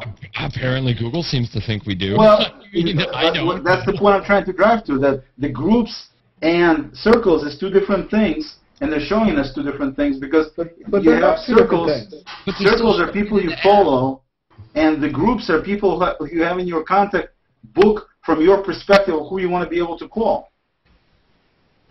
No. Here's the thing. Circles are used in two different ways. No. Circles are used both in terms of categories of people that you want to follow, and they're used in terms of categories of people you want to send to. In the same way, we're now extending that we're now also saying that circles will be used for here's how we want to here's how we want to follow them through our cell phone, and here's how we want to send to them through our cell phone. They're extending the concept, and it might be a logical way to extend the concept, but It's a all they're list of doing is people. extending the concept, and it's a group. Yeah, it's a list of people. Anytime that there's an app that has nothing to do with sharing or publishing or, it's I'm picking up a phone, I'm calling. I'm clicking something and I'm making a call. The only other thing that this container-shaped unit of human beings is a contact list. So It's not even just human beings. I mean, we've got pages there too. Yeah, right. There's pages. I have an animatronic monkey head page. So you can now use Google Voice and call all the animatronic monkey heads that you have in your animatronic robotic monkey head circle. Well, Awesome. but here's the, if we extend this concept to pages, if pages now start having, the text, if pages can send out text, which, companies send out text messages, and I can now get it to my cell phone, except for the fact that Google Voice doesn't correctly support that. But, beyond trivial details like that, the concept extends perfectly well. Hey, I like Google Voice. I love Sorry. It's just the question being debated is whether it makes sense to keep groups, as you had before, and also have circles, or just get rid of groups and just stick to only circles. Groups will disappear. Yeah, groups will disappear because it just makes sense for them to do that. I mean, Yeah. they changed one of the oldest methods of doing a forced search on an object. In fact, I didn't even notice it. They did it in Chrome, too. So normally when you search for something in a search engine, if you want a term to be there, you put a plus in front of it. This is kind of common behavior. Whoa. It's only common behavior because Google introduced it way back in the first version of Google. Sure, and everybody did it. So adding plus as an operator to include that, it just became de facto standard. Cool, okay, whatever. Now that's gone. Now you have to put quotes around a single word, which is like kind of lame. The quotes were always there. If you're using Chrome, look at the top of the tab where you add a new one. The plus is gone. So they've now used this operator. So once they stick to it, they're going to be as religious with the circle thing as Apple is with .Mac, because .Mac was like Steve Jobs' baby project. I mean, that was holy at Apple for Steve. The same thing. I think the circle thing is going to be so non-negotiable that everything must yield to the circle and the plus. Eric, let me ask you this. Do you think, I know circles were key when they first started this. That was the whole thing. They went on and said, like, it's just like in real life. You have your immediate family, your spouse or girlfriend, boyfriend, and then you have your colleagues at work, and then you have Circles of people friends. you know from the coffee shop, and then just random people you vaguely remember, and you put them in different circles, and you can share, based on this criteria. And then they came up with the ability to share a circle. Do you think they stumbled upon that? A lot of the successes of Google+, some of them are genius, it was a great idea. Some of them are just social networking 4.0, as we've progressed from Friendster to MySpace to Facebook. And they've stolen Some of each them other's are ideas. differentiation.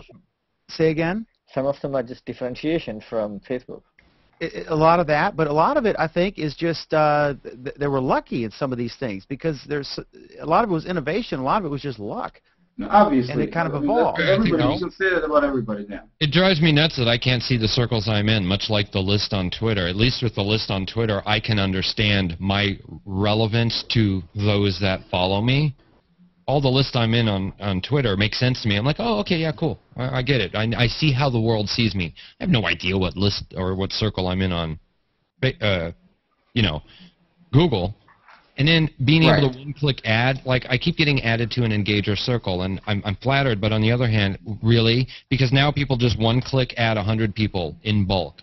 You want bulk? Go to Costco, not with humans. Come on, follow people. Well, you don't. Yeah, but that's the thing. Once you, I don't add shared circles anymore. But lots and lots of people do. Mm-hmm. And Google remember, it's encourages not about it. You do. It's what the whole network as a whole does. But it can be useful. I mean, there are niche groups, like support groups or interest groups or whatever. Really interesting journalists or the best photographers, of course. But here's the thing. Here's the thing, Dan. It can be helpful.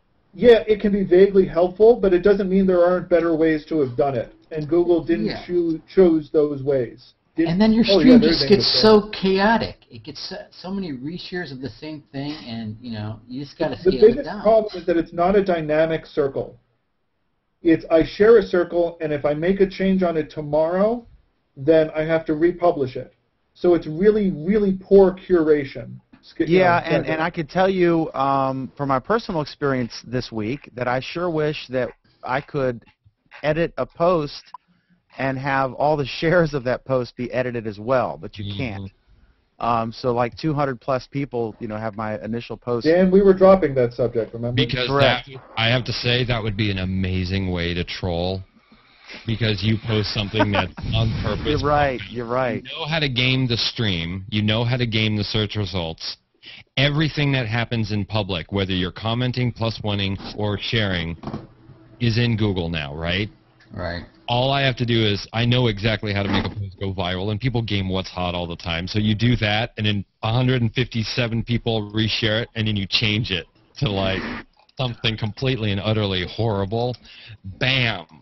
It's just, you check out my new page, and do maintenance to delete it, and you always got to think like the villain to really go, how can this system just be abused? And there are so many ways to abuse the system. Well, a lot of people will do this, Eric. You've seen this. A lot of people get a lot of followers by sharing circles all the time, and they will say, and they'll always include themselves in the circle. Right, and that's what makes it cool. Yeah. Then as it goes on and on, and I don't think I've ever shared a circle, but I probably, I've been thinking about sharing like the frequent caller circle, that kind of thing. But yeah, that's funny. But I don't put myself in there when I share it. I share a couple of things. Yeah, I've seen some, and I've been sharing a few. It's got to be a one-by-one. I need to say, look, I really want you to follow this guy because he's smart, and this is why he's smart. Not, here's a bunch of people that all look alike. I'll share my people. 3,000 photographer friends, what? Here's my HDR circle. No disrespect. I know there's real HDR people, but I can't tell what's a good HDR because everybody's resharing the same freaking thing. I tend to share profiles more than circles. I've never shared a circle, I don't think. But I've shared some, like I just shared Jim Romanesco, who I'm so excited is on Google+. He's this wonderful media analyst, the only one who didn't beat up on me this week. But like he's great, so I shared him, and I'm excited he's on here. He's a wonderful guy. You should look him up, Jim Romanesco, Romenesko. Really interesting guy. Really fascinating guy. Okay, so I'm going to skip the next topic because we're still trying to get him on the show, but he's got a time issue. It's Saturday at 11 a.m. and it's beautiful weather down there in Guam. Oleg, I know you have a new toy, and we're all going to drool on our keyboards. We need Sarah Hill told us about the keyboard covers they use at the TV station, and we need to get some of those as you show off your new toy here. So tell us about this. Well, this is just I mean, it's hard to see anything, but it's you can see the size of it. You have to tell them what it is. It's a Transformer Prime. Okay. The best tablet on the market right now, in terms of specs and in terms of. Now, for anyone who doesn't know, this is the latest in the series of the tablet that is a laptop, and you separate the two pieces, and you have a tablet. And the second piece is something that I haven't bought yet because I can't find it in stock anywhere yet. And so there are some people who sell it for like times and a half its price, and I'm trying to be cheap, so I only want to pay retail on it. But anyway, it plugs in here, down the bottom here, It also has a micro USB slot on the side, and it's got micro SD slot on the side. It's got both slides. Doesn't really have any other extensions here, except for, you can plug it into charger, to the wall, and to a computer using USB. And it's got a gorgeous display, absolutely stunning. I can't show you because it doesn't really show the display here, but as you can see, I'm running, one thing you probably could tell, you see if I can get focused, you can see that I'm running Chrome. And of course, as everybody knows, you cannot run Chrome on tablets or anything else, unless on phones, unless you've got ICS, which is what this thing is running. And notice the new version in Chrome, when you click on a button, like you clicked on the notifications, it came up with a much bigger kind of zoomed in version, so it's easier for me to click on, which is kind of cool. And they have, Chrome works flawlessly. I haven't had any problems with it. The display looks beautiful. The thing flies. I mean, speed-wise, it's just killer. It's a dual-core processor, right? It's a quad-core. It's not dual-core. Quad-core, yeah. It's a quad-core CPU. It's got, I tried to do Hangouts from it. It's got this really cool notification thing at the bottom here that works really well. Here you got this little bar that shows me all these different things that I'm running. I can easily get rid of them by just simply flipping through them, just dragging back like this to get rid of them from running, or I can jump directly into it by just clicking on it. Everything is almost instantaneous. I mean, in terms of doing stuff, it's amazing. The battery life. This thing works. ICS so far looks really nice. Is it about 6-hour battery? 6 to 8? It's got 12-hour battery, and it's true to its actual definition. It really does last for 12 hours. And when you get the keyboard, which is a docking station, it's not just a keyboard, you gain another 6 hours of battery life because they also have battery built into the dock. So you can actually have up to 18 hours of battery in this puppy. And, the display is absolutely gorgeous. I mean, I just love the display. It doesn't weigh much, although it's not as light as, for example, Samsung Galaxy 10.1 is definitely a lot lighter than this one. I remember, What does it weigh, Oleg? I'm sorry? What does it weigh? I don't know. I think it's like half a kilo, 580 grams or something like that. Is that a 1080p display? It's 1080p display, exactly. It's got 2 cameras, front and back, and the Hangouts, everything work on it as intended. It's got this ICS thing. It's got this Google logo at the top where you click on it to get into Google search, and it just jumps. You type in keyboard, looks like this, big keyboard there. Typing on the keyboard is a little weird because you got to get used to it because we're all used to having our fingers on the keys themselves, and of course here you can't put them on the keys because you're typing if you put them on the keys. So in terms of holding, you have to kind of hover over the keys instead of if you want to actually do like touch typing. And I wound up just doing finger poking because it's a little easier for me that way. So it's got the same like hand-eye coordination learning curve that your first smartphone would have. Kinda, yeah, exactly. Yeah, you only touch the keys when you want to. I've never used a tablet. Is it? Would you describe it? I guess like for those like me who haven't had one or are thinking about getting one. It's like a giant phone. It's a giant phone that doesn't make calls. But it's still got the same compromises that a phone versus a desktop would have. No, I can use Skype. You can make calls like on Skype, and you can Google Voice. You can make calls. Yeah, but what I'm saying is basically a 10-inch It's not a phone type. Yeah, exactly, Right. exactly. Okay. But it's got. It just has a lot of different capabilities. I think one of the things that I love about my Galaxy phone is it came with swipe for typing, and I absolutely love that thing. That's just an amazing time saver in terms of typing. Instead of typing, you just swipe your finger around the keyboard, and it does an amazing job figuring out what you're actually trying to say. So I wish they would. This is just regular stock ICS keyboard. I wish they would put swipe on this thing. Like the old maybe Palm they will. Pilots. I'm With sorry. The old graffiti on Palm Pilots, it reminds me of. Yeah, no, it's cool. It's not. Well, it's a little different than graffiti. Graffiti was a little different than swipe is. Yeah. Swipe, you're basically moving from keys to keys, just and it figures out what you're trying to say. It's almost like you're gliding on it on the keyboard, and it actually works surprisingly well. There's another one called. There's a free one called. Also starts with a slider, I think it's called, which I could install, but it has a similar deal. But swipe is cool. But this is just regular stock keyboard. And So far, I think it's great. I mean, Netflix, I installed Netflix on it. Comes right up. Wireless works well. They had some issues with wireless and GPS. GPS I haven't really tried yet, but this is what Dan's favorite website looks like right there.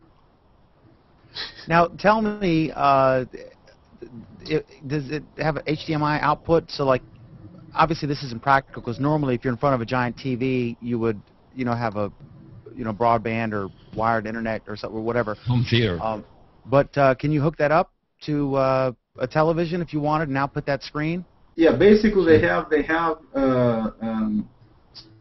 says a mini USB. Mini HDMI on it. Yeah. And so you can hook it up directly to your large screen TV and enjoy everything in full speed and everything else. This one, problem is the Hangouts don't show you how fluid it is. It's actually completely fluid when you watch TV, when you watch the shows on Netflix. And the only thing you cannot watch on this ICS deal is Bodyguard, because Netflix doesn't have it. But other than that, you can watch pretty much everything else. And, I'm going to be getting digs about this for a long time. I watched the movie yesterday, and it was very, very pleasing to watch the movie on this thing. Like I said, it's just the Hangout slows down a little bit, so you can't really see full deal. But very, very nice. I mean, I would definitely, if anybody's looking into a tablet, I definitely recommend it because with all the hype I've heard about it, it fits the bill. I mean, it so does it support USB tethering? Do you know? Not Wi-Fi, but USB. That would be something of the ICS. I don't think it'd be. I mean, they do have. I'll have to try it, Jeff. I'm not sure, but they do have versions. This is a Wi-Fi only version, but you can also. I think they're going to be, or they're already selling 3G versions as well. So for that, you should be able to do tethering. Is there an Ethernet port? It does. No. The only ports are micro USB. I'm sorry, not micro USB. Micro HDMI for TV watching, and then micro SD for like photos and things like that. So I'm guessing that if you have the other half of it, which is optional, right? Remember, just like Oleg, he doesn't have the keyboard part. You can buy that, and then you have a physical keyboard, which would eliminate the awkward thing that he was talking about trying to type on the screen. Right. And I'm guessing that keyboard part would probably have an Ethernet port. No, I don't. No, it doesn't. Probably have a USB port, I bet. USB regular, but not Ethernet.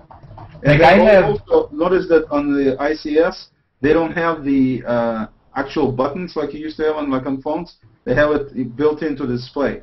So when you tap it, you can see there's the home button, and there's the the task deal button, and then you can use the keyboard and all that. And then on the right side, you have all the little things that are running, and you can jump right into your notifications, things like that. But it's quite a bit different from previous version, even from my.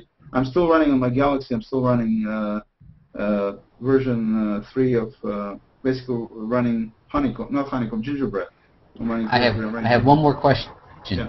Is it a fingerprint magnet on the screen? Not bad. No, not at all. Not bad at all. No. It's glass. It is glass, but it's not bad. I mean, when you actually look at the display, you don't see any fingerprints. When you go black, if you go to black screen, then if you really look at it at an angle, then you can see a little bit. But if you're looking at it straight, you cannot see any fingerprints. No. Yeah. That's a sweet toy. Yeah, that's neat. It is, and it's it's. And how much is it now? Very fun. $4.99 is the price, and of course you got next to Google. You also have the microphone, so you can speak and voice actions, all that. So just like on the phones, basically, and same kind of deal. And That's you got cool. Zinio. So for example, if you want to pull up Dan's newspapers, I don't know if they're available in Zinio, but you can. Dan, is that coming to Zinio? Because they got the app now. I've never heard of it, so I guess Zinio we're not there yet. Newspapers online. That's a whole thing. I don't know. That's a whole thing trying to figure out all the different places to put your content. But my stuff's local, and our circulation ranges from like 4,000 to 16,000 per paper, and they're small community, just a great local rag that the local people like to read about the crazy town councils and all that stuff. No, I understand that. I was just hoping that I could get it on Zinio so I could show the newspaper and tell you, remember this article about Netflix that this guy wrote? This is the guy's newspapers. Whatever happened to the World Wide Web? I mean, if you think about it, because Zinio, I had Zinio for a while, Yeah. and then everybody decided to come out with their own apps, and I'm like, no, I'm not buying a unique app for every freaking publication that I read. There was this thing once upon a time called the World Wide Web. It was pretty awesome. People Someone needs to, yeah, Eric. Someone needs to come up with, and there may be something like this, but where you can, the equivalent of like an InDesign or a Microsoft Publisher, if you want to get really ghetto, I think it was called Front where you Page, can lay actually. something out and it would export it to every possible thing and send it up there, and you're good. You know. Has anyone here tried the Google Comments application? I keep forgetting Yeah. it's installed, and every time I go there, it's like, we're updating, and the next time you open it, it will be ready. I'm like, okay, whatever, and then I close it and then forget about it for like a month. You see, I kept on hearing about it, but I'm like, you know, whatever. But I finally installed it, like I don't know, like a week ago, and it's a very nice layout for, you know, not publications, you know, websites like, you know, The Verge, or, you know, I'm sure And also for your profile. It's like magazine layouts for blogs. You could put your profile, your Google Plus profile on there. Mine's on there. I use Google Reader, and then I use Feedly on top of it. Some people use like Flipboard and things. Feedly is the cleanest. Well, you see, that's great, because I'm pretty sure that I'm the only one that reads anything I post to my stream. So. I religiously read all of your posts, Anthony. I would say that I just can't currently recall any of them because I'm so distracted. You don't +1 them though. Actually, do pretty good. I would say the Google Currents is one of the slickest apps Google has done for iOS, at least. In my opinion, Google Voice for my iPhone sucks, especially if you try to text message or anything. But the way Google Currents operate, it's really good. I mean, I use it once in a while, you know, but you got to remember that Apple didn't even allow Google Voice for the iPhone for years. Right. So it's no surprise that it sucks. Sarik, I have to ask you, do you use Google Voice on your iPhone for incoming but not outgoing? I usually don't make too many calls on it, but sometimes if I have to give the number to somebody whom I don't really want to share my actual cell number, I give it. So I receive the calls, especially I'm on a Wi-Fi network or something. 3G also works pretty decently. I'm not saying it's great, but usually I use for text messaging. It's free, right? Yeah, I moved like 1,200 kilometers away from where I grew up, so different area codes, but I'm not changing my phone number. I'm leaving it, and then I got a local number through voice, but I never remember to use it for an outgoing call. But it's great for incoming. Right. I use it for with Fring and SIPGate when I'm in Canada, and I just make all my calls. Wow, Fring, that's like old Nokia days. Yeah, and it is SIPGate and then Google Callback, and it works perfectly. It is interesting. It is interesting the difference between like people you would normally talk to on the phone would have your cell number, or people you would normally have a voice conversation with, one-on-one, would have your cell phone number, and you would just call them. Because now in this day and age, you know, everyone has an unlimited plan or close to it, or at least unlimited for cell phone to cell phone. Or free mobile to mobile, depending on your network. Yeah. Right. So, yeah. But that changes when you're overseas. Even in Canada, it's outrageous cost, you know. So. I got to tell you, the most underrated thing that's just awesome is this silly Magic Jack thing. It's fantastic. Yeah.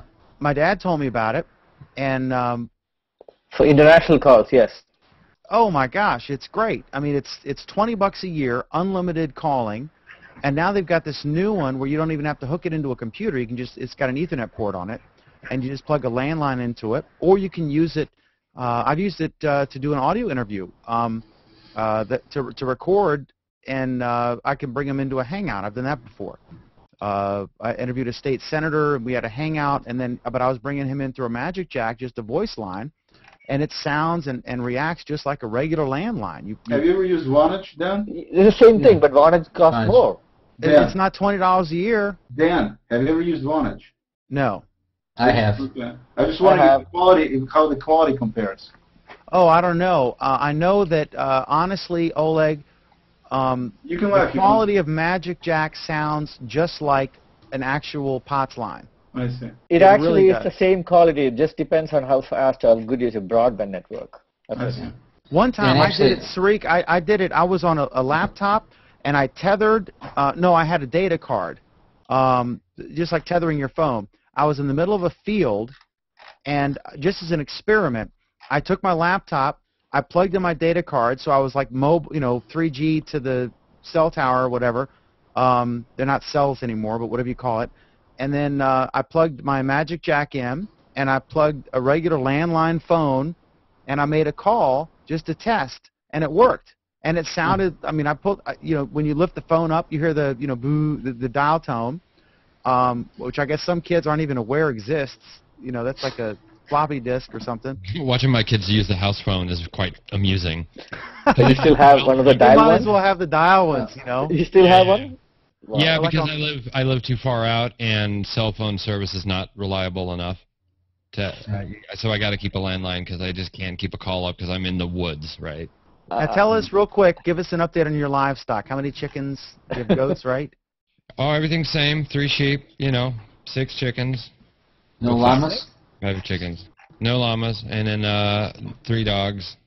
You could upgrade your chickens now. I think they're trying to adopt some out from that news story about the person who had all Yeah. the chickens or I something. feed them apples and ice cream sandwiches. 35,000 starving chickens. All right. I play Farmville for real. Okay. All right. We're gonna talk about. I guess this will be controversial, so I'm gonna save it for a couple minutes here. Did ESPN fire an innocent man or not? This whole controversy over a very controversial headline that appeared on ESPN about a basketball player. But we had one thing. Do we really want to have this conversation on an intelligent show like this? But You should have a wave file of a drum roll there ready next time. actually from no, your it's keyboard. instantrimshot.com. You just load it up and it plays. It's like the apps. What was that? In Brazil, they had the what was the thing? They'd spin around and Oh, like a mirage. I know what you're talking about. it was a meme for a while. They had apps for it. Okay, someone in the Justin TV chat asked a question. What is it? Are you guys going to talk about Latitude taking on Foursquare? Who wants to weigh in on that? What's the deal there? About that a little bit. Yeah, go ahead. Oleg? I thought Billy raised his hand. I guess that was. Oh, I'm sorry, Billy. Go ahead, Billy. No, I just scratched my head. Okay. Wasn't Well, Latitude see, you're at an auction here. You just bought that photograph just of acquired a Oleg. startup. In fact, while I mention that, let me just put it up on the screen again. This wonderful picture of Oleg, who's proudly featured in this new game on Google+. There's going to be retaliation. I swear to coming. God, Everybody should know retaliation is coming for this deal. That's all. Oleg, listen, you got a lot more ammunition on me than I have on you, and mine's fake on you, but yours is real on me. But I am trying to put this up as many times as I possibly can, hoping that it will end up in one of my YouTube thumbnails, so that I can, when I post the video, for a couple thousand people to watch, then they'll be able to. And those of us in the enjoy it. Hangout don't get to see it, do we? Yeah, they see another reason to watch the Justin, but I don't want to do that because that'll mess up your thing. Okay, so tell me about this. Anyway, it's not any kind of killer. They didn't even announce it. They did not even announce it. They didn't make any comments. Just kind of seeped out as one of the small little changes. And essentially, you're just able to. They count how many chickens basically you get in, and you get some sort of rating or something. I don't know exactly what they're going to do with it yet.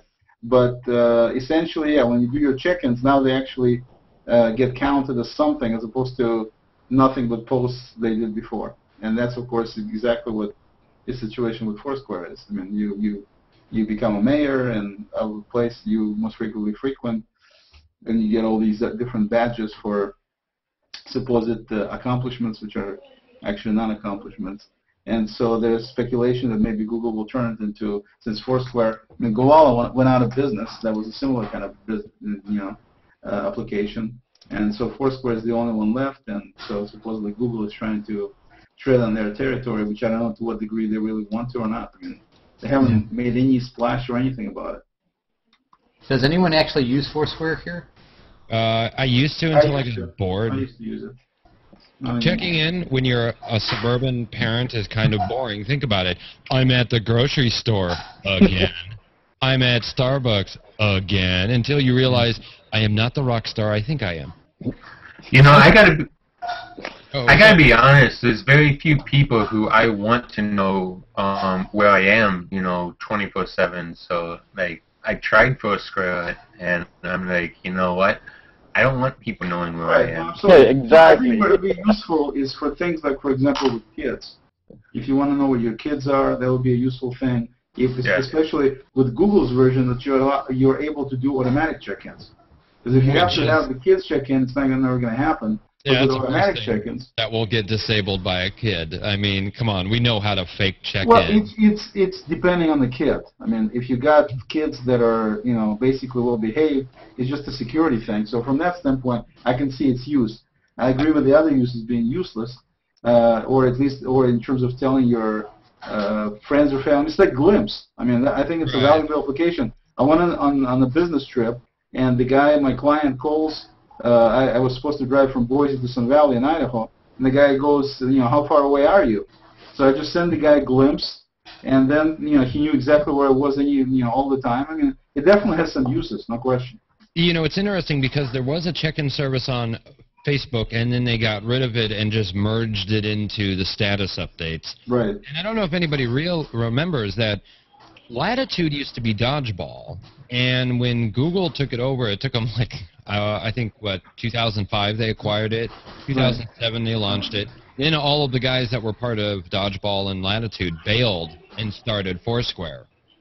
So Google has had ample time to kind of get their act together while Foursquare has been doing their thing. Gowalla was out there doing their thing until they completely mixed it all up. Right. Yeah, I'm just curious if the check-in notion is a little bit more of a fad. The only reason I use Foursquare is because I can get deals. Right, exactly. Well, that's obviously, and since Google, it makes sense with Google offers and everything else, they can do a similar kind of deal. Maybe that's exactly what they're trying to do. Let's hope they can integrate it. Yeah, yeah. And another use, one guy asked me, he says, I got a bunch of drivers in the field. Is there any way somehow I can monitor where they're at and all that? And that Latitude for that would be excellent, I think. If people are so concerned about privacy, why do they really want to check in? I mean, I don't know. I don't understand. Well, which article was it?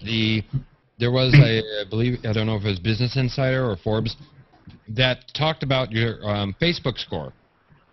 That companies, just like an insurance company, this is allowed.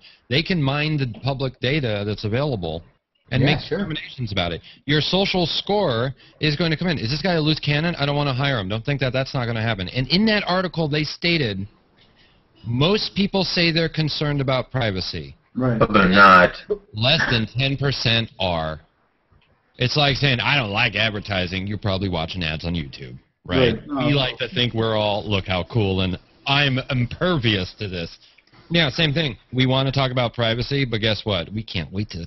I gotta check in. I gotta tell somebody about this banana nut oat thing I am eating because it's just what we do. We're just giving it away. It's I'm actually more paranoid because I travel and I just don't want people to know that I'm not at my house.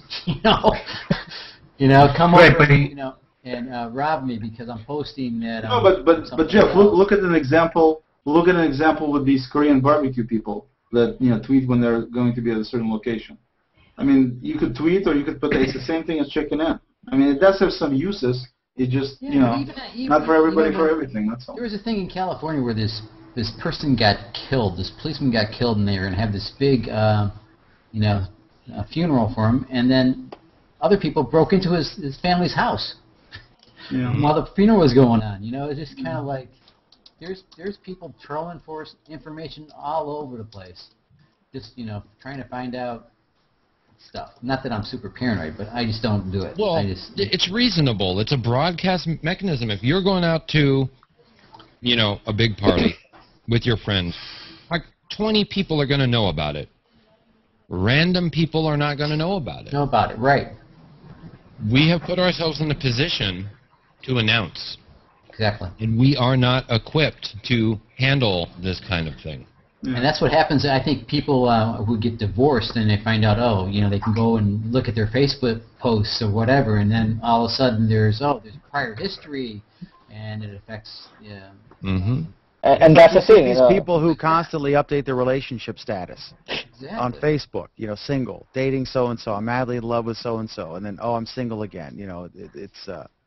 See, and that's the thing. The real reason I think of Facebook's success is its lack of privacy, and people are really, keen to know what's happening in others' lives. Is it lack of privacy? Is it voyeurism, or is it our ability to? I was just using a better term. Yeah. I think it's just people are just lazy about thinking about other things, and they just want to, do this, jump on this bandwagon, and not think about the Too many people don't have a life. Yeah.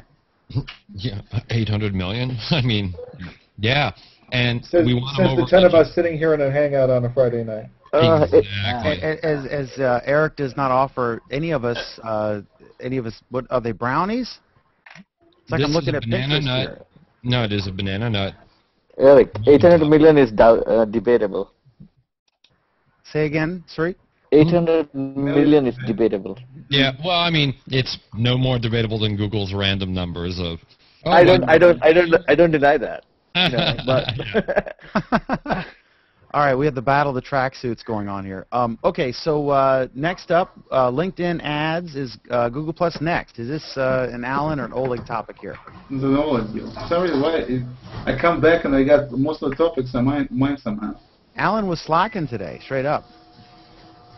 Yeah, nothing happened this week. He was working on the picture. So basically LinkedIn announced that cat gif. They're gonna sneak in the. They're gonna start putting ads on their deal. So I was just thinking that Google Plus is probably. Yeah, I don't know what the timing is. I don't know why they specifically chose now. If it has any significance or not, it's kind of strange. But they didn't make any big splash, big announcements. But in fact, this one guy I posted about it, and another guy said, "Look, you and I are the only two people on Google Plus who actually mentioned it." And I don't know if it's true or not, but that's what he wrote in the comment. But I don't know. I was just wondering if there's any significance in terms of them maybe trying to get ready before the next holiday season or before summer. I don't know why they did it, but I wonder if Google is going to do a similar stunt on Google Plus.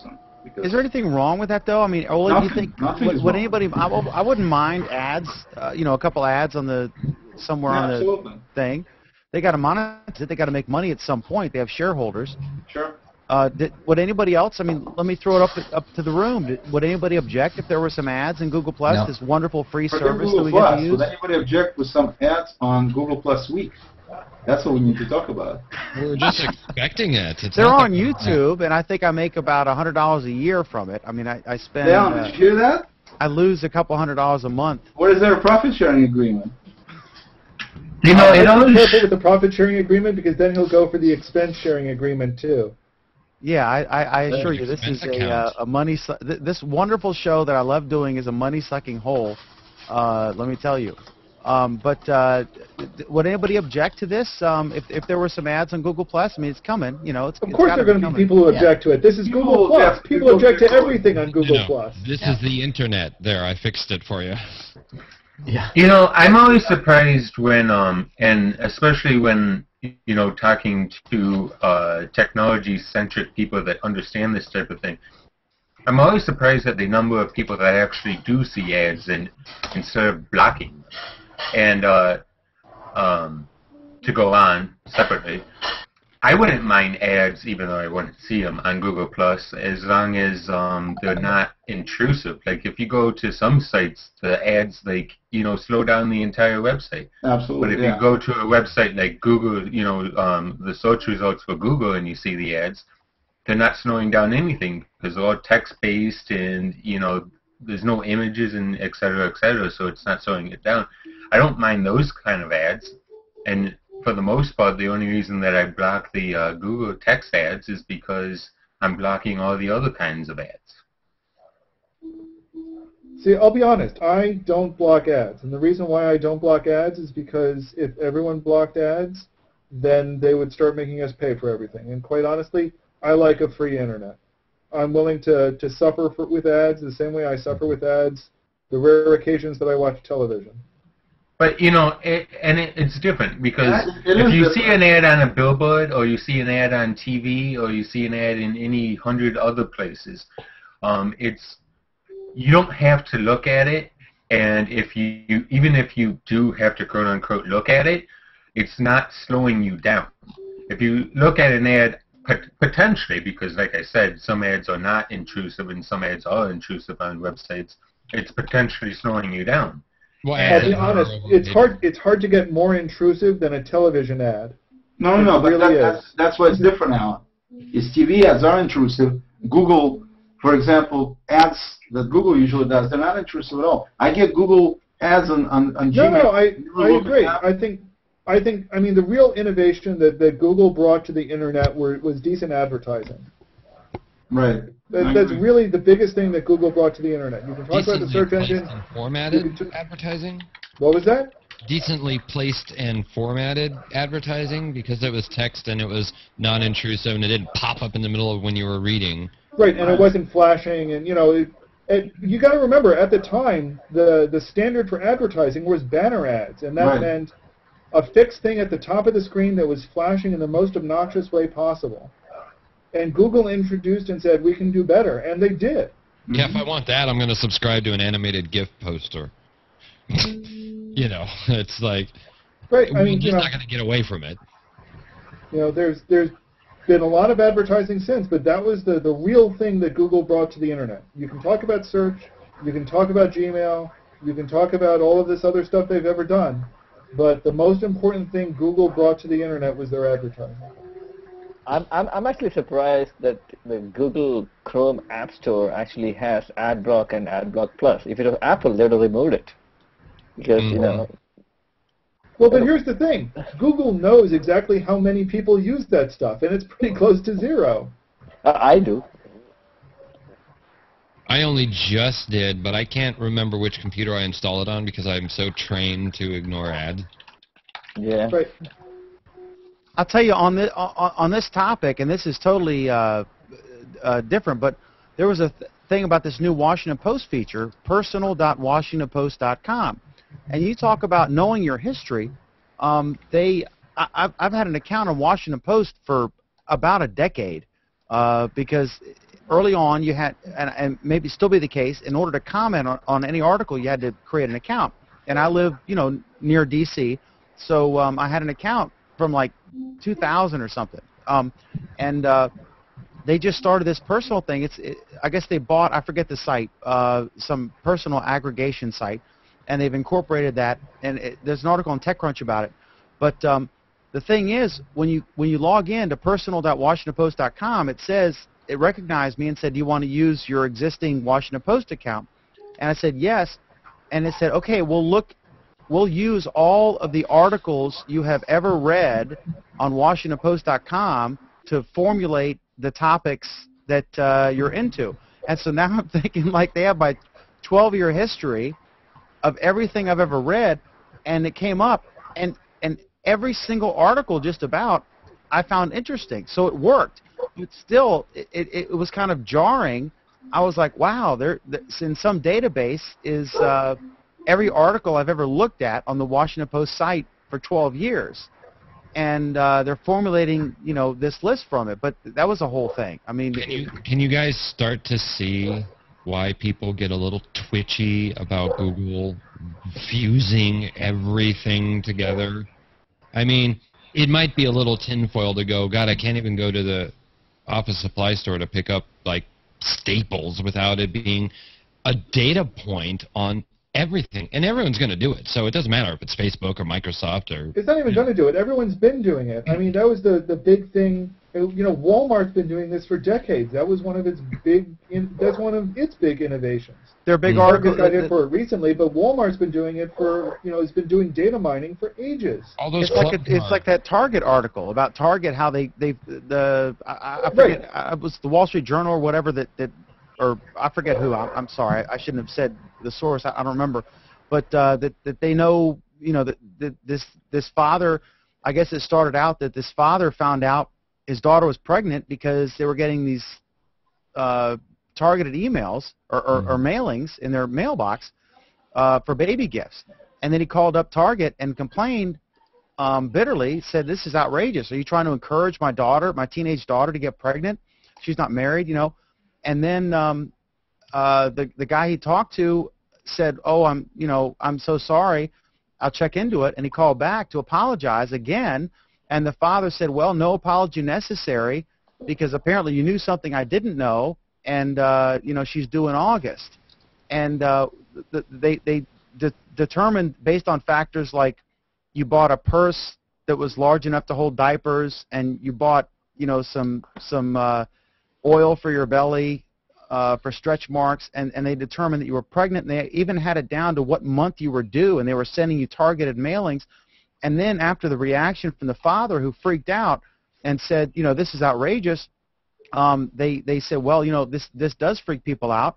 And so then they started sending these generic flyers out that had stuff like footballs and athletic gear, and also mixed in with some pregnant things. And they found that worked as well, because the women who were due and expecting, that they found out that they would still see the pregnancy stuff in the ad, but it wouldn't be so obvious. And it really is a Big Brother shocking moment, but it's just a natural progression of things. But yeah, if you carry this on, it's kind of scary, but it's logical, right? We say it's a natural progression, but Walmart has been doing data mining for decades. This isn't new. This isn't revolutionary.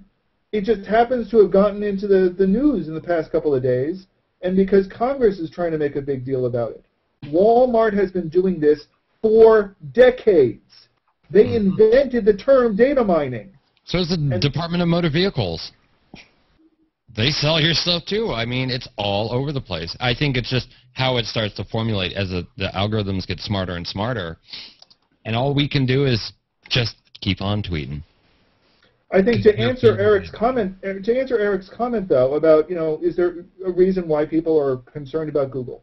In one sense, yes, they are. But you've got to remember at the same time, Google's also giving and is straight out giving the tools to let you do what you want with the data. So if you don't want to have your browsing habits tracked, they've given you the tools straight out to make it difficult for them to track you. But do you actually believe, I mean, I don't want to be the total cynic here, but do you actually believe that that's the case? I mean, yeah, some hardcore geeks are going to get all up in data liberation, right? But I mean, we're a culture that we just click, allow Facebook to do whatever, and scroll to the bottom of the terms of service. No, I don't believe for a moment. But what I do believe is that, it's one hand for Google to say, look, Google to say, hey, that's what you want, we're just going to collect your information. Period, end of line, I don't really care. It's a different thing for Google to say, look, we're going to collect your information, we're doing this not because we're trying to spy on you, but because we're, trying to give you this user experience, and if you really don't want it, hey, here's the way out. Yeah, but is that realistic? I mean, look at Alan, look at SOPA and PIPA, or PIPA, however you pronounce it. Look what it took for people to realize it, because it was a geek issue that most people don't care about. Most people don't even have the technological capacity to really understand the issues at stake. It took Wikipedia and Google, to make an incident one day for people to realize the stakes. But you look at Google Chrome. Google Chrome has had the incognito mode since day one. The first release of Chrome had incognito mode. And it's still a feature that they're still pushing. They're not hiding it. They're not trying to brush it under the rug. They're saying, if you want to do something on the web without being tracked, use incognito mode. It's a great way to avoid, they're coming straight out and saying this. Yeah, but it's porn mode. It's not porn mode. It's also a great way to avoid the New York Times paywall. Just every time you see a New York Times link, right-click it and open it up in an incognito window, and they don't track how many New York Times stories you've written. As much as it pains me to say that, because I'm a newspaper publisher and I understand you have to get revenue for your content, but I think incognito is hiding crap from the people in your own house mode. Right? They pander to the geeks because the geeks in a media environment are close to the media, and what the geeks make noise about is what the media covers, whether we like it or not. So you pander to the geeks and give them all the stuff. I mean, Data Liberation was one, and then Unsync, that other network, they called theirs the Emancipation Suitcase. Are you freaking kidding me? I mean, come on, that's just silly. But yeah, it works though. It's a thing. They know that they want to advertise us. Is spying on us worse or selling to us worse? All right, before we go to our controversial topic, can you pick up your adorable little, is it a dog or a cat that just walked in? I think it's a dog. Can we see your dog, me? Eric? Oh, This is you, Eric. yeah, come here. No, she knows this game. Come on. Game on. We're going to make her a star. Let's do it. No, she's out of here. All the dogs make regular appearances in all the Hangouts. Every Thursday and Tuesday. That's 7. awesome. Okay, last topic before we get to a round robin, and I know Sarik has an interesting idea I want to hear from, or hear about from him. But this disturbing story, talk about something where you think it's one thing and then you question yourself. This story about this headline on ESPN where it was obviously, again, this is Jim Romanesco who broke this story. Someone sent him an email with an image capture of this arguably very racist or ethnicist headline from ESPN referring to Mr. Lin, the basketball player. And so at first you're like, my God, what were they thinking, And I'll just say it, chink in the armor was the phrase. But then at first you're like, my God, what were they thinking? But then you heard this kid who's 28 years old. He started out as an intern at ESPN right out of college. He was a temporary intern. He stayed. And he said, he said, I swear to God, it dawned on me. He said, I've used this phrase over 100 times. And it was 2:30 in the morning, and he put it out there. And on the one hand, you can say, how could you be so stupid to not realize what this was? Because, to Asians, it might be the equivalent of the N-word, to African Americans. But how could you be so stupid to use this? How could you not be aware of what you were doing? On the other hand, this guy made the point, he said, look, I never would have done this. I didn't think about it that way. It's a phrase I've used a million times. We are forced to come up with creative, catchy headlines to describe a basketball game repeatedly over and over again, and we have to come up with different ways to say it. Growth season, blah, blah, blah, all these phrases. And he's like, why would I throw my career away? Because, on this other side of the coin here, if he had knowingly done it, it would have been instant career death, right? And this is a young guy, 28. So I don't know. I don't know what to think about this, and it's a tough call. And this, I don't know. I mean, if this is an innocent guy who got screwed, then I feel for him because he might, be like a glow-in-the-dark guy you can't hire, and so he's kind of, out of his career is over. But or is it? I don't know. What do you guys think? Let me throw it out there and just. This is controversial, but I don't know. I mean, do we need to have sympathy for this guy, or just say, you got what you deserve? What do you guys think? I think the kid was too young to actually realize that chink was a slur. I mean, I think he totally wasn't thinking. I can't even remember. I'm 40. I think it's got to be at least 20 years since I heard that word used as a slur. I can't even remember the last time I heard chink used. I mean, and people still get upset over words like Jap, because Jap it's a shortened version for the Japanese, but it was used in a slurred kind of way to, against the Japanese for World War II. There are still people that's still around for those that remember it, but I think chink in the armor is a common phrase, and he just wasn't even seeing it. And it's quite possible he didn't even know. I don't know. So. Well, I mean, if he's 28 and I'm 28, I'm pretty sure he knows what it means. I mean, I know what it means. I don't have to go and look it up. Right. But I agree. I don't think that he, you know, especially if you can look back and say that he, you know, legitimately has used this term a lot to describe, you know, 100 other events. If he, you know, just used it this time and he's saying that, you know, it was just, you know, it just happened and he wasn't thinking about it, about the consequences, I think you have to take him at his word. Yeah, he used it in too close. All right, I see a deafening silence here, so I guess we'll move on because I can't. I'm surprised we're not discussing about, excuse me, the Microsoft ad directly against Google Apps. Oh yeah, go ahead. Just to finish up with the ESPN thing, I think we're just not inspired to say anything. Don't make me put the Oleg picture up again. I don't want to have to do that, you know. But yeah, tell me about the Microsoft ad, Sarik, and then we'll do a little round robin here. And oh, I'm sure you guys watched it, right? Yeah. And probably that's the only guy who wears a tie in Google. I thought that as well. The meme that came out of that ad was even 10,000 times better than the ad. Is the definition of touche. Yeah. It was fun to watch it. But actually, if you look at...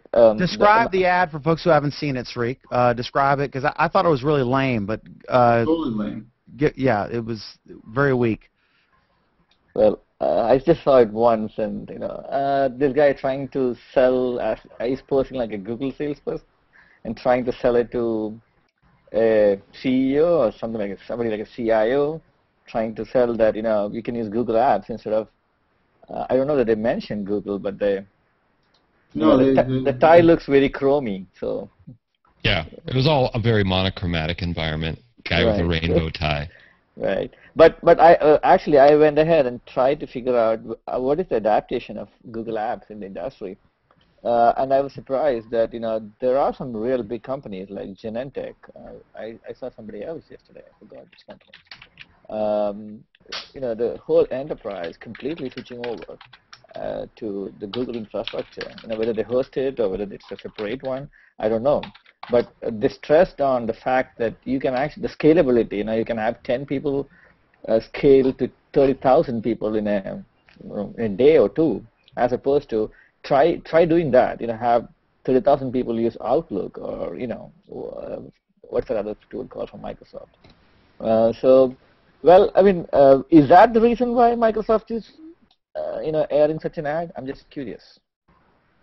Well, was it an internal ad?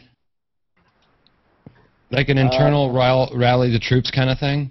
I thought Microsoft posted it on YouTube. Yeah, I was going to say, they posted it on YouTube. YouTube, yeah, that is a funny part. Well, yeah, I mean, they're taking great pleasure in taking shots at Google, because everybody is now, right?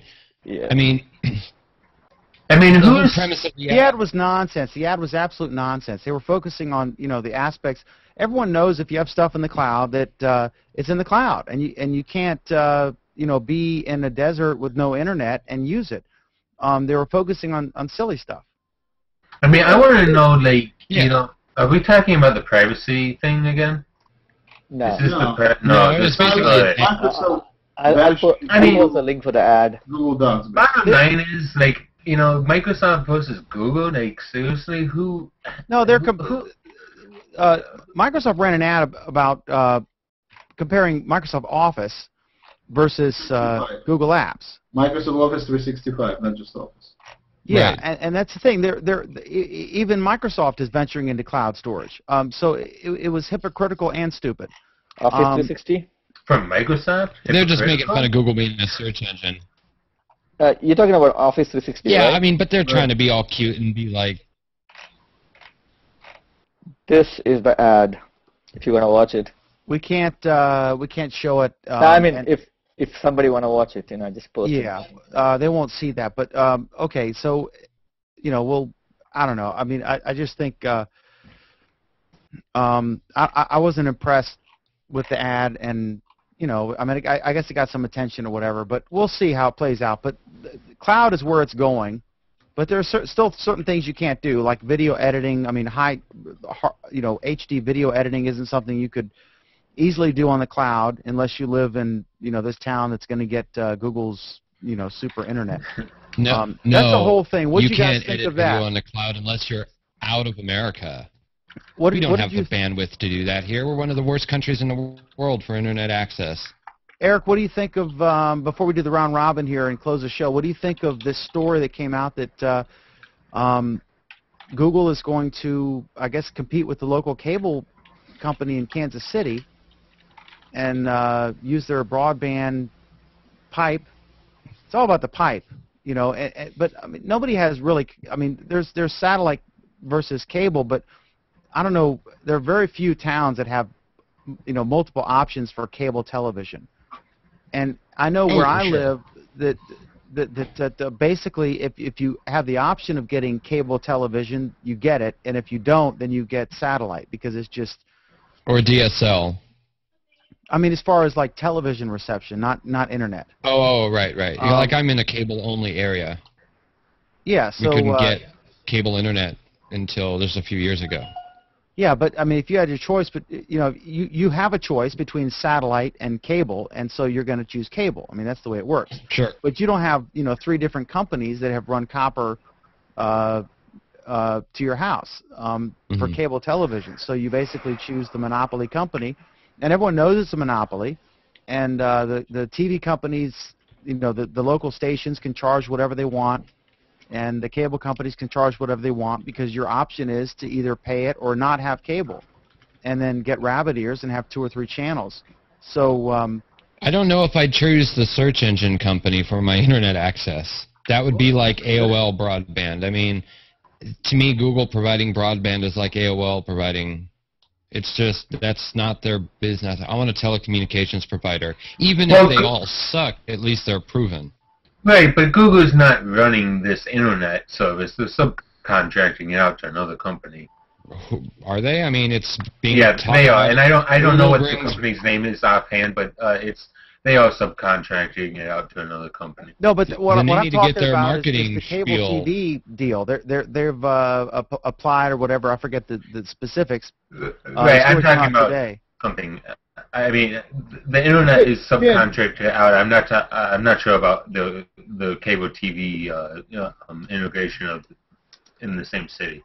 Yeah, I mean, maybe they are. They're spinning it as Google's doing all of this wonderful stuff. It's probably in the category of self-driving cars. It's an experiment. It's a test market.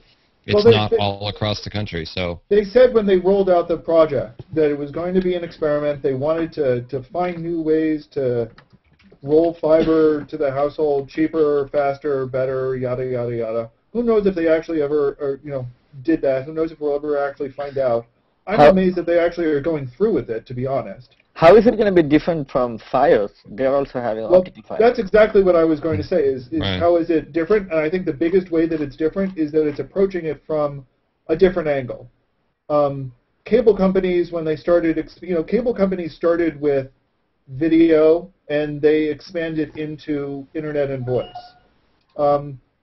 Verizon and the other telcos started with voice, and they expanded into video and internet.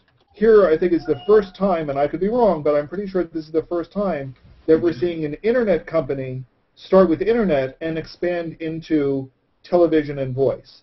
And I think, if you combine that with what Google has been saying they're trying to do with Google TV and what they've been doing with Google Voice, I think it's kind of clear that they're saying we're going to try something that's at least a little bit different. And even if it's a little bit different, I think it's, it has a good chance of being worlds better than what we currently get with television. Now, it also has a good chance of being worlds worst, but I think only time's going to tell. Okay, I'm going to try to get Jason South in Guam, who is probably just come off the golf course or something, to join us. I'd love it. If not, we'll try to get him on next week. But let's do in the meantime, let's do a round robin. I want to get with Sarik here. You said you had an idea for some stuff you wanted to try, some classes or something? No, nothing niche about it. I mean, I was actually, I saw the article the other day about the website chefhangout.com. Excuse me. I thought that was pretty cool. I used to teach, like 15 years back, I used to teach technology to a lot of people, and a lot of my students are working in good positions right now. And I thought that, okay, I could teach as well. So I was thinking, and then I went ahead and tried to search in my nearby locations how much they are charging for. For example, Alan would know this better. If you're gonna teach Java, J2E, web programming as such, I saw that for a 6-week class in my neighborhood, it's gonna cost like $3,500. And you know what I'm saying? And I thought it was really too much. And I don't really care whether I need to monetize this or something, but I was thinking, if I could, I don't have that kind of followership on Google Plus, but to use Hangouts to have like, okay, fundamentals of Java or C# or whichever language. I can take like 10 or 15 classes, and if people want to attend, they can. So I mean, it's nothing niche about it, but I mean, I can do it. That's what I was thinking. Okay, so look him up, circle him, and Sariq will, he'll be in the list of participants tonight. So yeah, that's cool. So we'll keep up to date on that. And then Alan, any final thoughts from you on this wonderful Google Plus week? This has been Google Plus Week, where all the women are strong, all the men are good looking, and all the animated cats are above average. Have a good week. Absolutely, I agree with you. And just to rub it in there, here's another shot at this wonderful picture of Oleg from his new game, which is debuting now on Google Plus. We're so proud to have him. Any final thoughts, Oleg? On no, I'm not. First I was happy I came back. Last week I missed the show, and I'm not so happy that I should have come back. But there will be retaliation, so that's promised. I just want to make sure it's publicly known. And that's it. I guess everybody have a good weekend. Awesome. Eric, any final thoughts as we conclude our official program?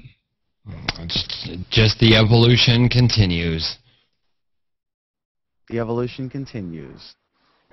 And Billy Wilson, you're a wonderful photographer based in Canada, right? This is, I think you've been on the show before, haven't you? I'm not certain. I don't think I have. I thought you had. I had you in a caller. Maybe you joined a Hangout afterward or something, because I had you in one of the circles that folks who are in the Hangout are in. But it's Billy Wilson, and he's on Google Plus, of course, obviously. And what do you special? Do you do portraiture mainly, or what? I like to do conceptual series work mainly. Like I come up with concepts and I try to link images together. And of course, the big question is: are you a Canon man or a Nikon man?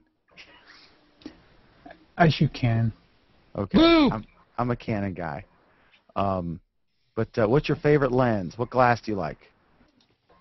Well, I don't have too much money to invest into camera equipment for the most part, but I do just like a simple 50mm lens usually.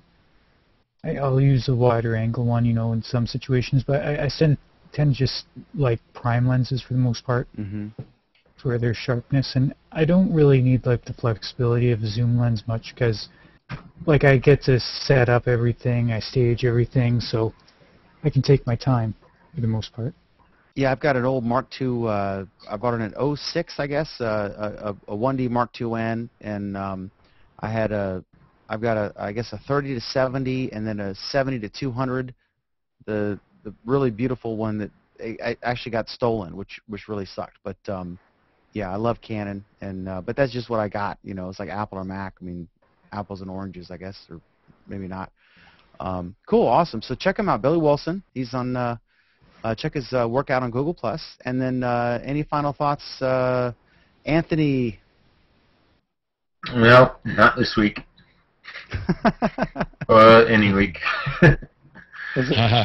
Your lighting's good, though. You're still shy, but your lighting's great. All right, so I guess I want to thank everybody for putting up with us this week again. What, Eric somehow gets out of this? He doesn't get a word to say? I asked him. He had some 3-sentence. He was brief, but pontificating. I talked enough. I just said the evolution continues. This stuff's going to change and evolve, and we're going to go through this cycle a million times more. When the next network comes and everyone's like, I just can't believe it. I moved from Google Plus onto whatever has yet to be invented. And we'll look back at this as the good old days. We'll Okay, see. I'm so asked. The war continues as Facebook, basically takes the whole photo interface from Google Plus and puts it in their own. So I like to see it. I like to see the competition. I think it makes everyone stronger. But anyway, I thank you folks for watching. This is another edition of Google Plus Week. Y'all have a wonderful weekend, and we'll be back Friday, 8 p.m. Eastern, 5 p.m. Pacific, 1 a.m. GMT. All right, that's the official show, so now we're just open Hangout. Okay, go ahead. All right, just quick. I'm sorry. After very quick Googling, I think the company's name that is helping Google provide the fiber in Kansas City is called KCP&L. Well, I also had to talk about the same thing. The real question is, I mean, Kansas City's demographics are actually the size versus, I worked for a company some time back which actually is into optical fiber, etc.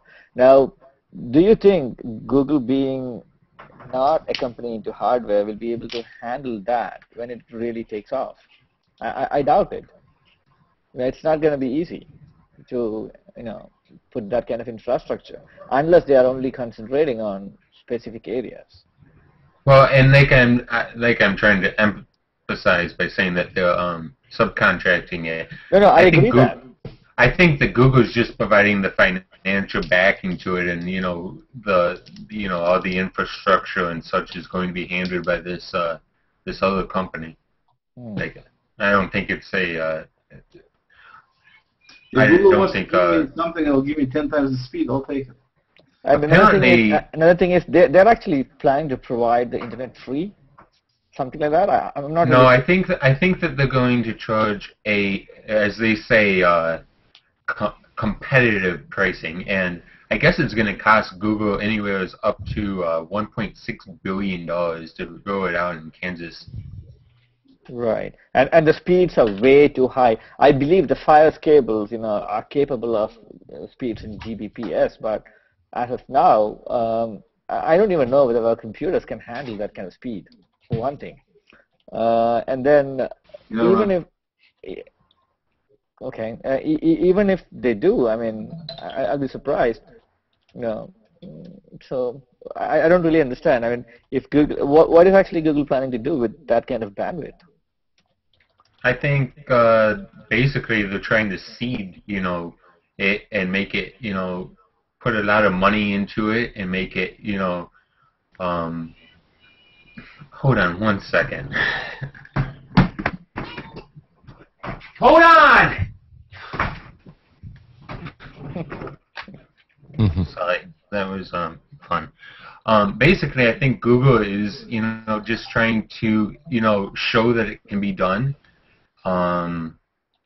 And give other companies, ideas about how to go about, succeeding in doing this in a much more financially responsible way. Or is it just because some of these companies actually blocked Google's content, especially content on Google TV? For example, I see where you're going with it, but and this is just my point of view and opinion, but I don't think it runs that deep. Right, but perception, it's just going to take some privacy geeks to just get all screamy about the fact that Google already tracks everything anyway. Now they're the internet backbone. How sick do you have to be to want to be like, oh yeah, please, just be my internet? I mean, AOL comparisons notwithstanding, Google's at least more proven than AOL ever was. Well, exactly. I was going to go back to that because you brought it up. I mean, AOL provided tons of content and, internet service. But they were a bunch of bumbling idiots who couldn't do anything with data. If somebody, here's how you can go nuts with the data. Google knows what they're doing. Google Right. is successfully able to read your email and give you ads, right? So right there, I mean, they got it figured out. So You see, I like when Google does, basically anything because they're a very innovative company and they like to push the envelope and, et cetera, et cetera, et cetera. I would rank think people that, like Facebook most evil and capable with data, Google next, Apple below that, and AOL's just rocking in the corner drooling on themselves. Apple, at least, I don't feel violated by in any way, shape, or form. Google, only a little. Nothing like Facebook. That's how I rank them, as far as their it basically mining. comes down to give and take. Like a company like Google, they take a lot of data. I don't want to, try and sugarcoat that. But I guess what I want to say is that they handle it in a very respectable way, typically speaking. I think that can be agreed upon, and they give a lot back, in my opinion.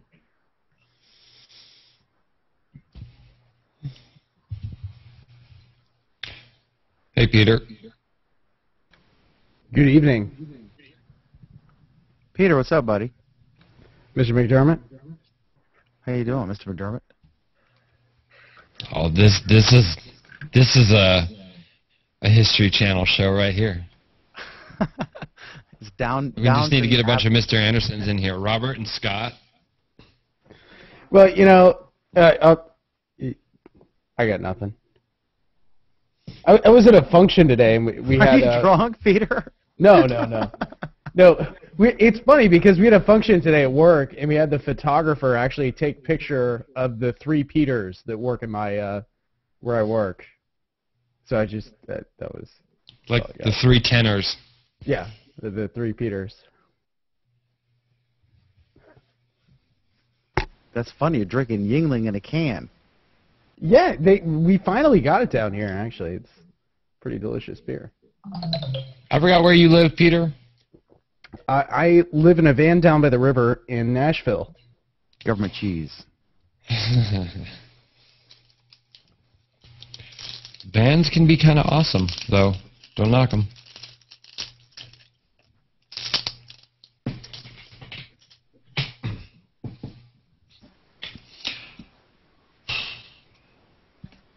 Let me see here.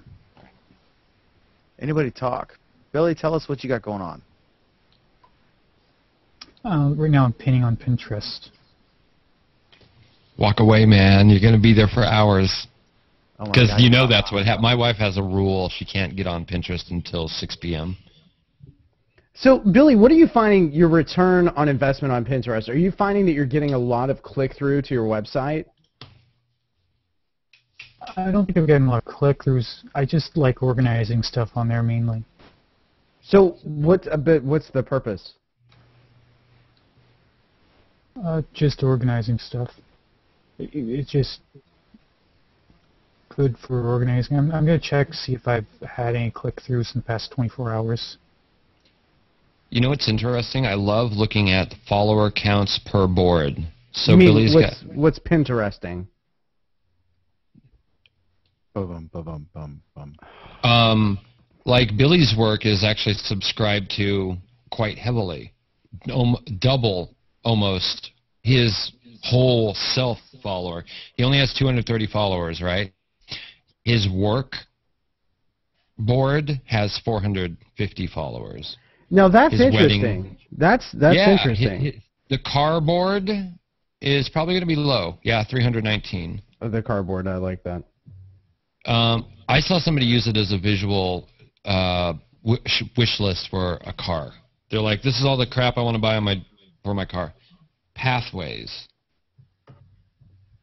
That's low. Yeah, his work seems to be the biggest, which is good testament to Billy's own skill. That of the most, unless he's taken more time to hype that.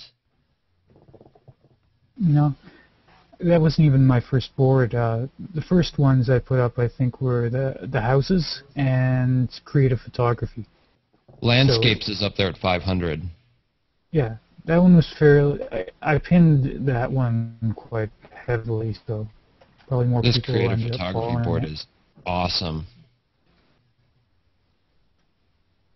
Yeah, I was showing Scott Fierstein how to use this. I'm like, because you do weddings, go search for gazebos or garden architecture and make a board of that.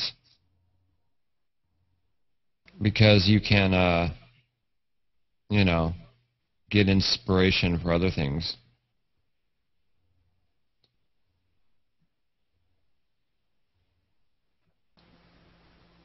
But looking at like your creative photography board, this is all stuff from other people. So your work is one way to look through your eyes, but this one is another way to look through your eyes. Yeah, like the stuff that's on this board, it's actually a collection of stuff I've found over a couple of years. Actually, was using galleries on Flickr to keep track of Flickr images, so I just pinned mainly from some of my favorite galleries onto this one. Yeah, this is pretty awesome.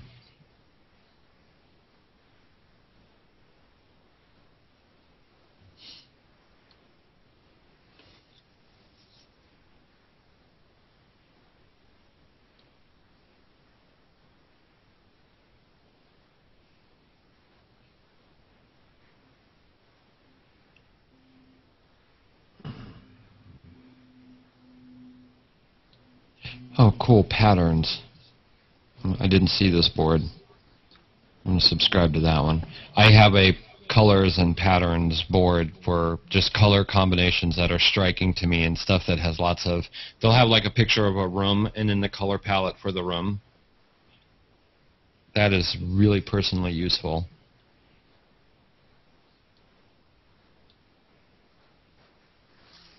I think a lot of those are actually pinned from Thomas Hawk, I think, yeah. Oh, the pattern ones? Yeah. The only board I think I subscribed to of his was Warhol. Flickr. Like, these ones are actually like ones that Thomas Hawk has taken. He's actually taken a couple of fairly interesting abstract architectural shots. So that's mainly what's in that one. And these are... Okay, so he's got Creative Commons licenses on it. That's why they're still pinnable. That is a very interesting move by Flickr.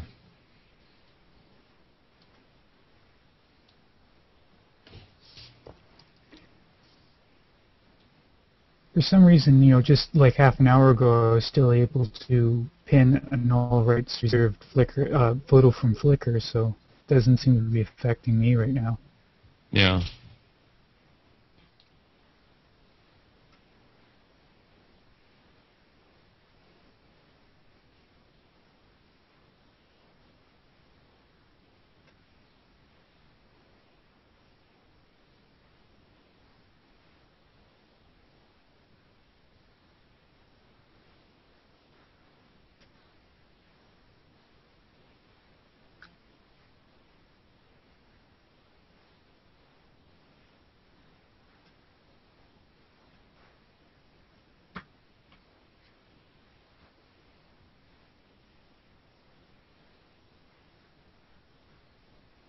Man, this video is 4.5 gigabytes. I got a setting wrong or something. It should be way smaller than that.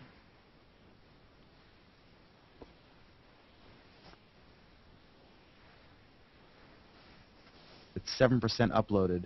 That's a big video.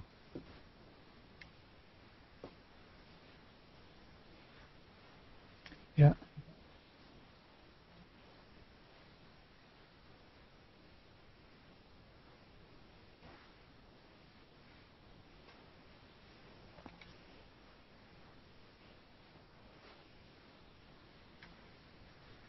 How's everything in Canada?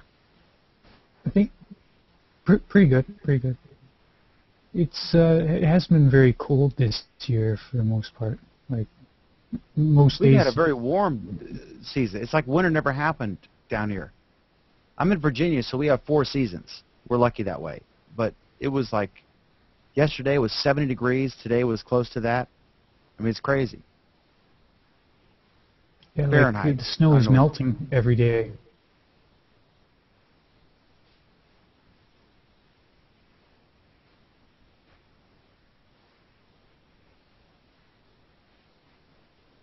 Canada's a big country. What part are you in?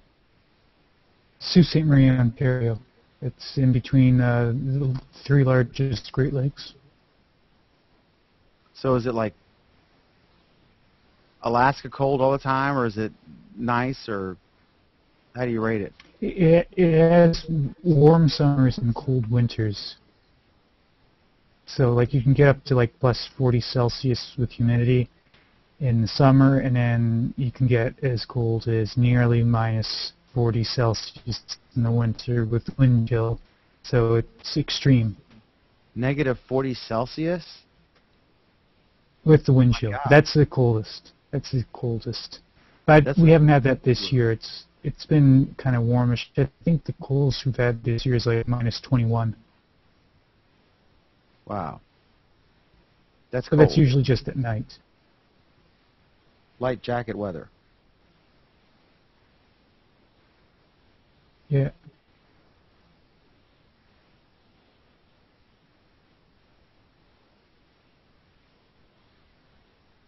Did you have fun on the show? Yeah. It was interesting to be part of it. We geek out every Friday. I'm catching. I got so many messages on here. I'm trying to see what I have to look at. Almost one more. 7.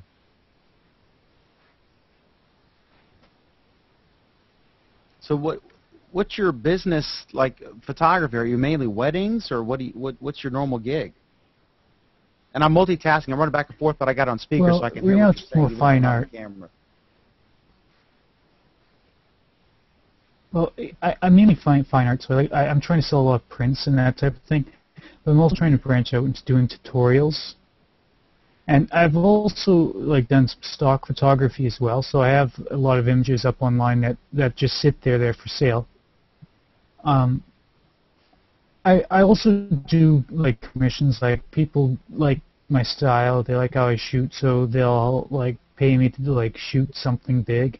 So I'll occasionally do a wedding or like shoot an event or do like some sort of special portraits or stuff like that, you know, because I'm open to whatever opportunity it comes to me for the most part. But I don't usually like look for those types of jobs too much. I mainly just try to create my own work.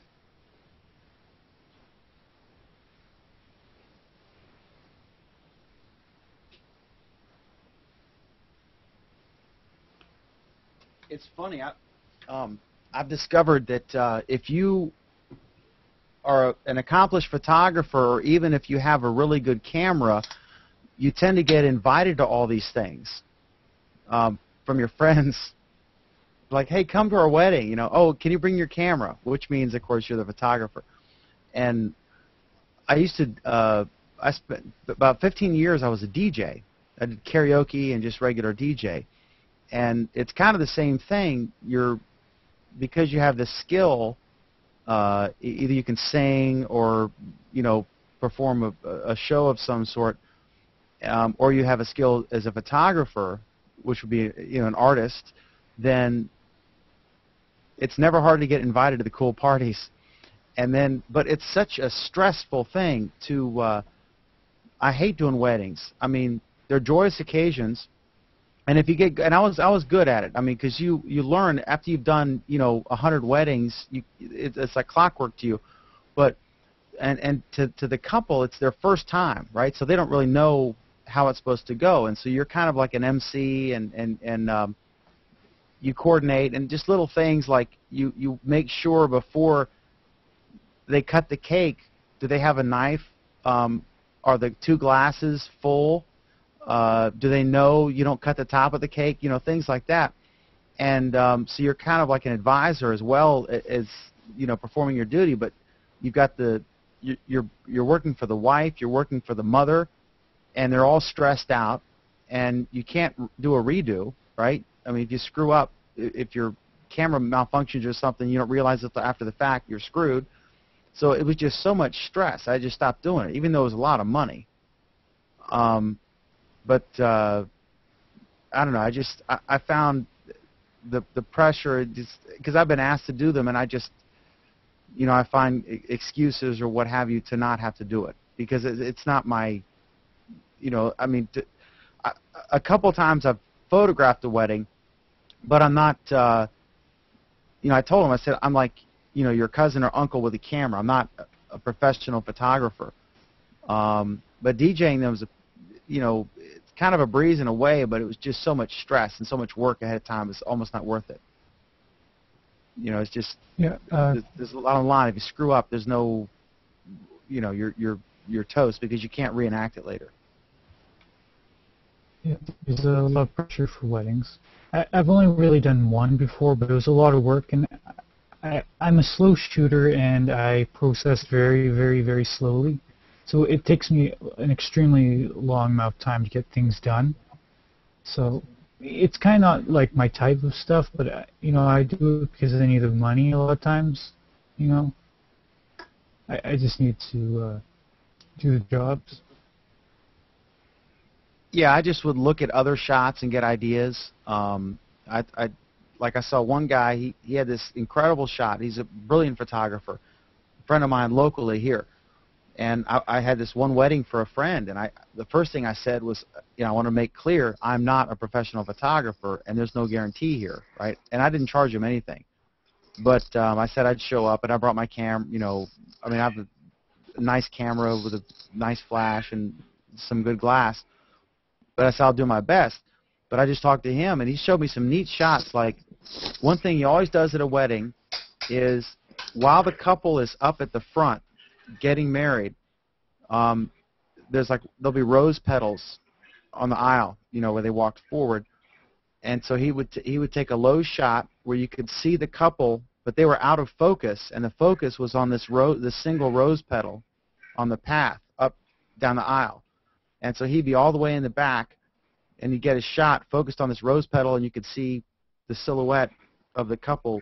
It was just a great shot. So I did that, and I did some other things, whatever I could.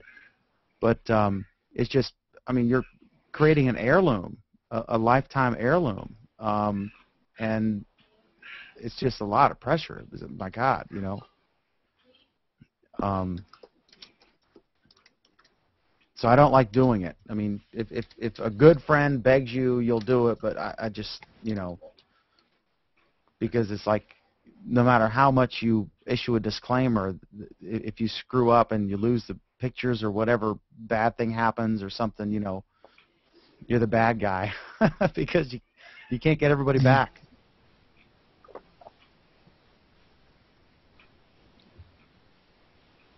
Sreek's back. Yeah, I had a late dinner. Just some good curry? No, actually, I had some, not curry. It was, I don't know, fish with some bread and stuff like that. Not really Indian. Well, I eat out most of the time, so New York City has got some wonderful restaurants. Oh, yeah. Indians make the best bread. Well, they don't even call it the bread, though. What do they call it? I mean, if you're talking about naan or... No, what's the fried one? It's like a giant Pringles chip. Really? What's the one? It's not that fried, is it? I mean, they use some butter. It has the consistency of... It looks like a gigantic Pringles chip. It's very brittle and crispy and thin. Trying to think. Oh, that's papad, right? Yeah, yeah. Is it papadum? Or Yes, what's the pronunciation? yes. That's not really the bread, and I think it's not even a wheat product. Is it a potato product? What is it? It's more like the, you know, what is it called? Groundnut? I forgot. It's so good. Well, Well, it's not very good for your health, I guess. Well, I mean, it's like going to the state fair or something. You know, Well, you swear it off afterward because you're sick for days, but then you do it again the next year. Right. I mean, there are so many different varieties of papadums. So Well, my stuff. I mean, I lived. You know, as you know, I lived in India for 2 years, and then I lived in Dhaka, Yeah. and I think it was Pakistan at the time, and the war broke out, and we were evacuated, and now it's Bangladesh. But How did you end up there? my dad worked for the U.S. Embassy there. Wow. And okay. we had a tour for 2 years in New Delhi, and then Islamabad, and Dhaka. We went to all those places. How many years ago was it? I mean. Oh, I was little. We're talking the 70s, I guess. Oh, okay. And that's a whole different India. When we were in Islamabad, because I was brought up Catholic, but all of our servants were Muslim in Islamabad, of course. And so I was a cute little kid, you know. I don't know what happened, but I was a cute little kid, and the gardener, the maid, because I would sit there, and when they would do their prayer, you know, like 6 times a day or whatever, Five. I would try it, you know. I would go down next to them because I was this little kid, like 3 or 4 years old, and so one of them bought me a prayer rug. A little tiny prayer rug, because you know they thought I was cute, and so I didn't know what I was doing. But my parents, you know, brought a little prayer rug out, and I would pretend, you know, do it with them, and they all loved it, you know. And I had no idea I was, you know, creating some, you know, international incident with my Islamic prayers. It would have been an international incident now, but at that time. Oh yeah. Oh, if Bill O'Reilly ever finds out, I'm in trouble, right? They would have said that, you know, U.S. Embassy kid tried to insult, you know, whatever. Oh my God! I'm glad it wasn't in Afghanistan. Those people are murdering people over this. Yeah, the president would have to apologize or something, right? But yeah, it was neat. I mean, but you know, I'm like you. I've literally lived in 20 different countries, visited, I don't know, 30 or 40, and so it's like I understand. Like when you look at these stories about Apple and Foxconn, and Apple gets a bum rap because every single thing you buy that's electronic is made in the same factories, and you got to realize it's really interesting. As opposed to today, what we learned from the pictures there, these people are standing in line, like thousands and thousands of people, to get these jobs that are being berated over here. It's a different standard of living, and it's all from when, you know, where you came. Just like people complain about the illegal immigrants, you know, coming from Mexico and stealing our jobs, blah blah blah. If I could go where Billy is in Canada, if I could make, you know, $10 million a year, and if I could easily sneak across the U.S.-Canadian border to do that with impunity, which is exactly what happens, you know, Mexicans coming in here. I mean, the federal government basically doesn't really do all they could to prevent border crossings. So who would blame me? You know, I'd just be trying to feed my kids. And so if you all put it in perspective, and these countries overseas, people don't understand. I mean, I've seen people beat to death. When we were in India, I forget what country it was in, every morning they would drive pickup trucks and pick up the dead bodies from starvation. I remember seeing at least once, I think twice in Africa, a shoplifter beat to death right in front of me. It freaked me out. And the guys had M16s. You know, the President Doe would drive in front of our house or our flat, whatever you call it, in Liberia. You'd see the Mercedes come by, and then he'd go on the radio, and he would drive right in front of the house, because we were in the Embassy Row. You know, we were like in the fancy government building area. And then after we left, and he was president because he murdered the previous president, and they lined up the cabinet on the beach and shot them all. And then we got there, and right before we got there, or after we left, then there was the Civil War, and then Prince Johnson met Doe and had some meeting or something. And I remember the Marines tried to get Doe to leave, and he wouldn't leave because he drank his own Kool-Aid, just like Gaddafi did. He actually believed his own propaganda and thought that people loved him or whatever. and they would make it out of there alive. And of course, this horrific scene, where they literally tortured them and, shoved a stick. I mean, one of the videos, oh my God. But they literally skinned Doe alive, and it's on YouTube, while Prince Johnson was slamming Budweisers in a can. And I was just watching this YouTube video of this guy being is literally skinned alive with a machete. And remember thinking when I was an 8th grader watching this same guy who was skinned alive drive in front of my house every day. It's the craziest thing. And people, you develop a thick skin because you've seen these horrible things. But people here don't realize how lucky we are. Billy in Canada, us here in the United States, how lucky we are compared to some of these countries. And when people complain about what they earn over there, yeah, it's not a lot of money, but by our standards. But compared to, it's a different economy, and I don't know. I don't know how to describe it without seeming like I'm endorsing $2 an hour labor. I'm not. I'm just saying, given the realistic situation compared to the rural alternative they have, with no advancement opportunity, that they're lined up every Monday, thousands strong, trying to get these jobs that we deride as exploitative. But I don't know. Maybe you can put it in perspective better than I can. Well, it's first of all, we need to take the wages out of the equation, because you're looking at hold on one second. Because if you look at purchasing power parity, for example, hold on one second. Why is this? Okay, I mean, I had Justin.tv and it was getting into my ears. Anyway, so I think you got it good now. So it was good talking to you guys. Okay, take care, buddy. Thanks so much for being with us tonight. Okay. The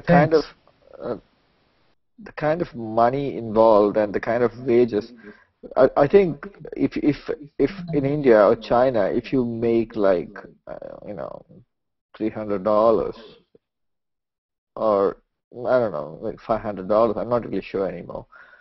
It is in some parts of India or some parts of China, that is probably good enough for a family to live happily. I wouldn't say they will have a lot of luxury. I'm talking about, not suburban or even farther from suburban India or China, as well as the villages. It is pretty okay. But what I think the real concern about the Foxconn incident is what kind of labor conditions do they have? If it's not China, they're going to source it from somewhere else. Foxconn just has this massive infrastructure to churn out. How do we even compare? If you know what I mean.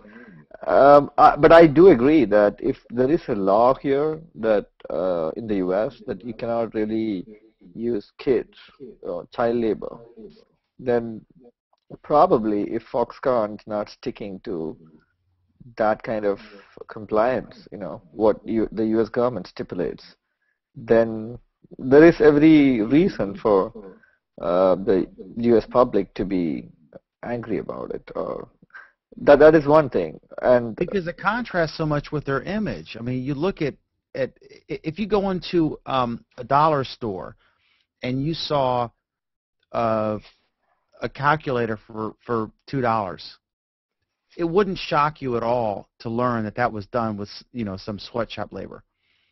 But when you see Apple with their image, I mean, their luxury items, high dollar, and the biggest, most profitable corporation in the world, and to discover this scandal about them, that's what was so shocking, because it drew such a contrast from the fact that none of these people could afford to ever buy any of the products that they make, and they come across as this wonderful company and all this stuff, and then to discover that they're the ones, but really, again, it's not fair, because all the companies build their stuff there.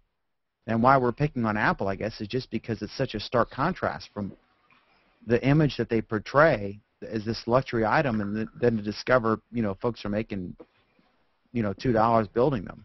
The real question is Apple or any such company who manufactures hardware in places like Taiwan or China or wherever with such cheap labor, is that because they want to make it more profitable to them?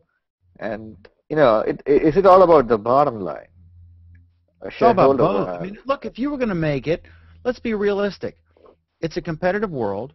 Let's say you want to come up with a phone or a tablet or whatever kind of electronic gizmo, and you're competing with other gizmos that are on the market being made overseas. Now, do you want to pay $2 an hour and have a company that is very eager to get your business and is responsive, or do you want to go in the U.S. and pay $15 an hour and have to deal with labor unions and eventually come up with a product that is not price competitive at all?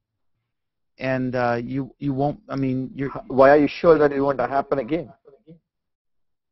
Say again. See, let me try to put it in a different way. Right now, it is very competitive to manufacture it in China because renminbi, the Chinese yuan, is actually state controlled and it's not allowed to appreciate according to the economic products of China. You never know. Tomorrow, when China kind of allows yuan to be more freely floating, the same calculator you actually go and buy in Walmart, which cost you like $2 right now, maybe cost you $10. Well, will the same U.S. public who is against Apple using, I mean, in spite of the fact that they have this huge luxury tag, will they be willing to buy this same iPhone or iPad, whatever, for $1,500? No, that's the problem. I mean, not only does, what are your options? What does China offer? Okay, China offers the latest technology because all the latest technology is built there. Quick to adapt, because if you have an idea for a product, or let's say you're another company. Let's say you're BlackBerry and you realize that tablets are the way the wind is blowing, and so you want to come up with a playbook. So what do? Oh dear, we're behind the curve. We missed the boat. Let's try to come up with something quickly. What's the one country that can react and do it quickly? China. They have a scale. Huh? They have the scale, they they have the scale. So. They have the knowledge, skilled workers with master's degrees in some cases or whatever. But it was really interesting because a lot of it isn't an entry-level job. Most of the workers there, are younger. Obviously, in some cases, extremely younger. But in general, you didn't see people in their 30s and 40s working there. There was this really good post. I forget. I don't know if it's on TechMeme or somewhere, a site that I've recently been really checking into. But they said that there was this one story. There are the abuses and the suicide tents and all that stuff.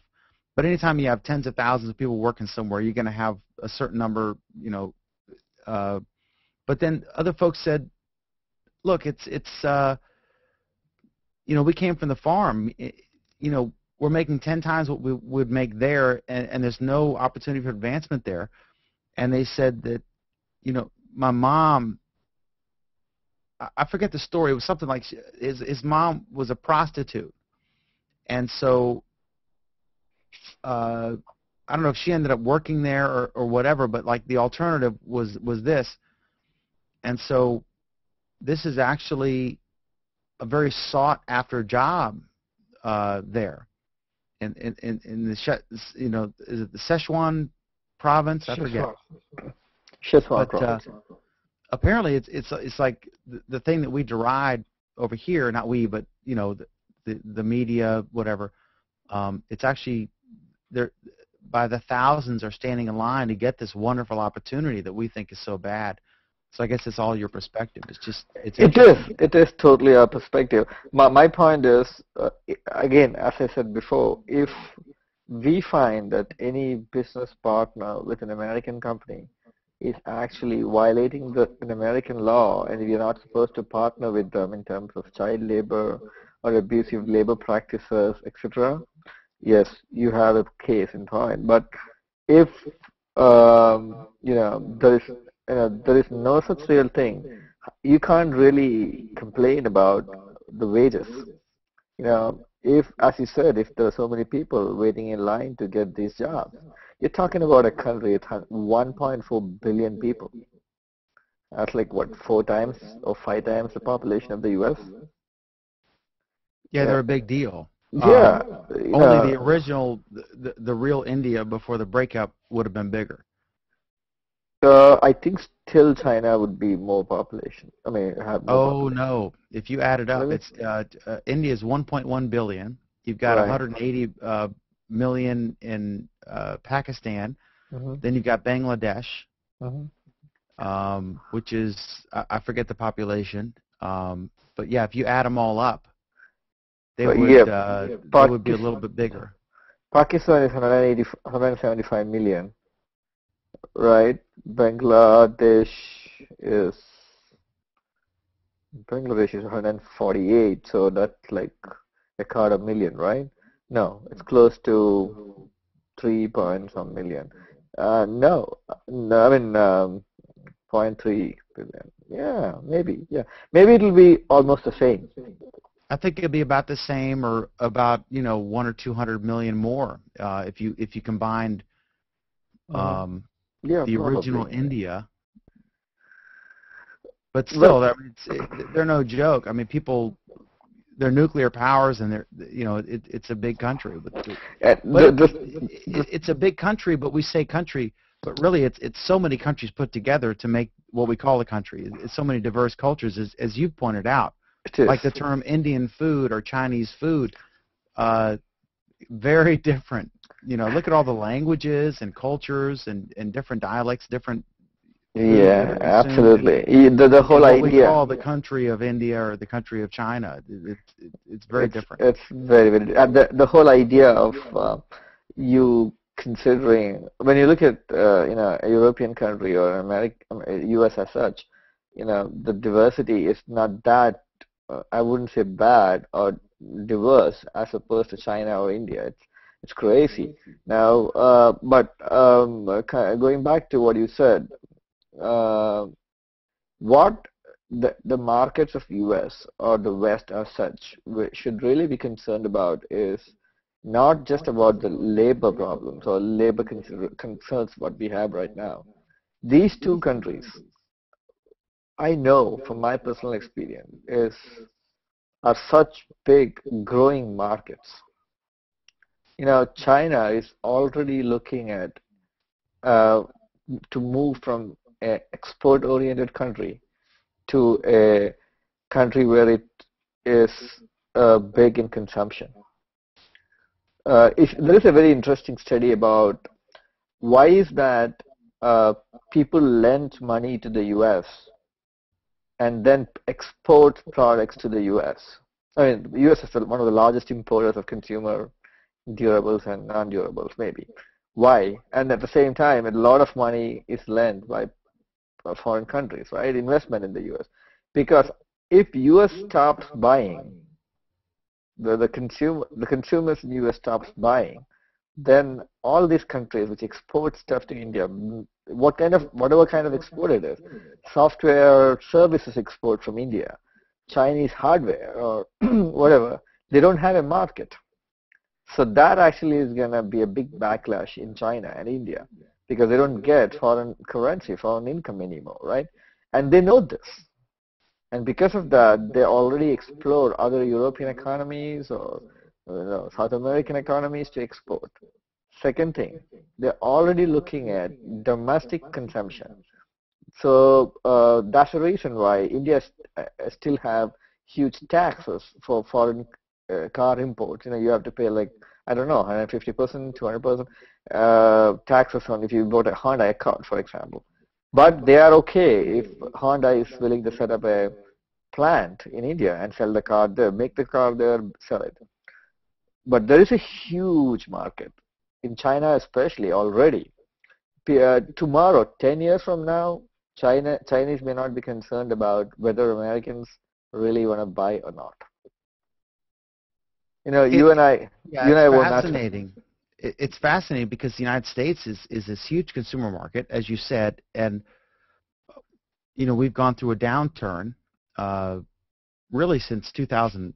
Since Bin Laden blew up our towers, and then we went up again. But I don't believe it. It was on paper, and then here we are now in this recession. But still, God help the world if the U.S. really collapses, because I don't think that will happen. The good thing about the U.S. Oh, okay. Since you mentioned that, there are two very interesting things which I've read. I always read a lot about China. In the last week, one thing was the wealthy of China actually is moving to the West. Did you read that? you mean like physically moving? Yeah, because hold on, I'll show you.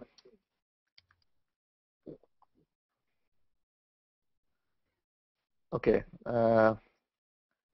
it's a Wall Street Journal article. If I post it in the chat here, you'll be able to see it. Yeah, but go ahead and describe it because Yeah, people will be watching this afterward.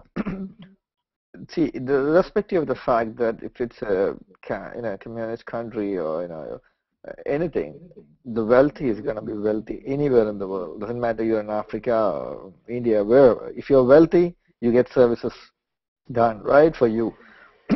There is a tendency for, especially in India and China and all, if you're wealthy, you want better living comforts, so you move to West. There is one. You can actually just Google. Anybody who's watching can just Google. I'll tell you the Wall Street Journal article title. Plan B for China's wealthy moving to the U.S. Europe. That's the article title. It says that some guy in China wrote some novels and became a millionaire.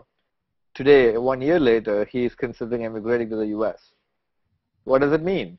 So there is this is not a zero-sum game. There's a lot of value in U.S. and its infrastructure, as well as Europe, as opposed to, the living comfort. Right? I grew up in India. Maybe if I go back, I might get a great job. But there's a lot of things I like about U.S. A lot of things. I'm sure 50 years from now, doesn't matter how much ever the infrastructure in India improves. You're talking about a huge country, 3 times the population of, 3 times the size of India, 3 or 4 times the size of India, and less than what is the population of the U.S.? 350 million? Yeah, but you could go back to India if you saved up. If you saved up 20 grand, 30 grand, 50 grand, you could go back to India, and you could live like a king in certain places. Not necessarily anymore. Oh, there are places you could have, a gardener, a cook. Those days are gone. Let me give you a comparison. In the DC area, let's say Fairfax, isn't that where a lot of politicians in the U.S. live? Yes, Fairfax is one of probably the most well-off county in the United States as far as working rich. Right. So so that's exactly what I wanted to compare. If you are actually buying a single-family home or a townhouse in Fairfax, right? How much is it going to cost you on an average? Oh boy, I don't know. The medium. It's superficial, and it's a false reading because it's subsidized by the government, because they're the DC suburbs. Right. So it's not real, but like median, I'm going to look up median income or median.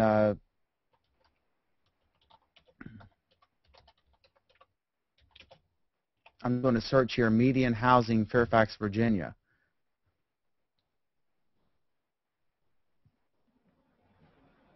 I would guess $400,000 to $600,000 versus a couple $100,000 less than that anywhere else. 600. Let's say $500,000. That's like $1 million is like 2.5 crores in Indian rupees, right? Can you guess how much Mumbai housing cost? Mumbai is for India, a pretty prosperous area, right? Right, but you can possibly compare with DC, right? Yeah. So what's the? I mean, if it's a prosperous area in India, I would say let's compare it to Fairfax. I'm reading this per square meter. It's like, I don't know. In New Delhi, the used apartments cost around $2,000 to US $3,000 per. I mean, 2 to 3 grand per square meter. So I don't know how, but my point is this. I read an article a few days back which says that the median cost of apartments or townhouses or whatever in the bigger cities of India like Mumbai, Delhi, Bangalore, etc., in the prime area like Fairfax is now actually more than Fairfax. Yeah, but still, you could go. I mean, I guess you can go to any country, and you can find, some place that has no business and no income, and you can buy real estate and live there. But I don't know where you would eat out or shop or have any kind of life. Right. But my point is, this is more like, in a very happening neighborhood. So I think the real reason also is because of supply and demand. Because you have a huge amount of upcoming Indian population, middle class to rich, who have a lot of money, and then they just don't mind, spending a few millions on a great house. And a lot of people I know, when I came here, there are a lot of friends of mine who started their own businesses, and they're making much, much more money than I'm making in the U.S., even in dollar terms. So, as you said, $50,000 is what? I think, like, I don't know, $10,000. $10,000 is what?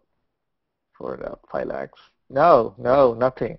For a good 3-bedroom or a 2-bedroom apartment in India, in Bangalore, you have to pay at least close to, I'm just looking at $1 equal to 50 rupees.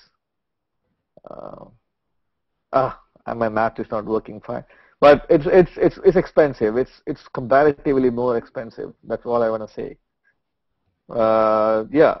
So the bottom line is those days are gone because the salaries in India for certain specific jobs, let it be the tech industry or doctors, has gone up so much.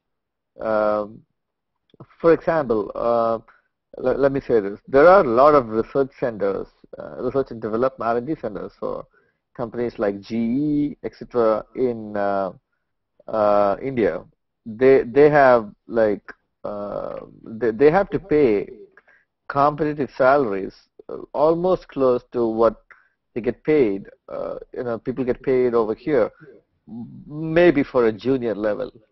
But if you look at the purchasing power parity, that is how much you have to pay for a car in the U.S. versus how much you're going to pay actually in the rupees. The purchasing power parity is a big thing. As I have said before, $1 it can get you a Coke here, but you can actually $1 equal to 50 rupees as of today, and you can actually buy a Coke in India for 15 rupees. So even though the comparative exchange rate is $1 equal to 50 rupees, the real value of the exchange rate doesn't mean anything. That's what I'm saying. It's like 1:20. $1 equal to 20 rupees. So gone are the days when 50,000. I don't know that you heard me, but yeah, I'm listening. A Coke is how many rupees? 15. And it's 50 to the dollar. Yes. So that is where the purchasing power parity comes in. If you can spend 15 rupees to buy a bottle of Coke or a can of Coke, and the actual exchange rate is $1 equal to 50 rupees. The living cost is way down, right?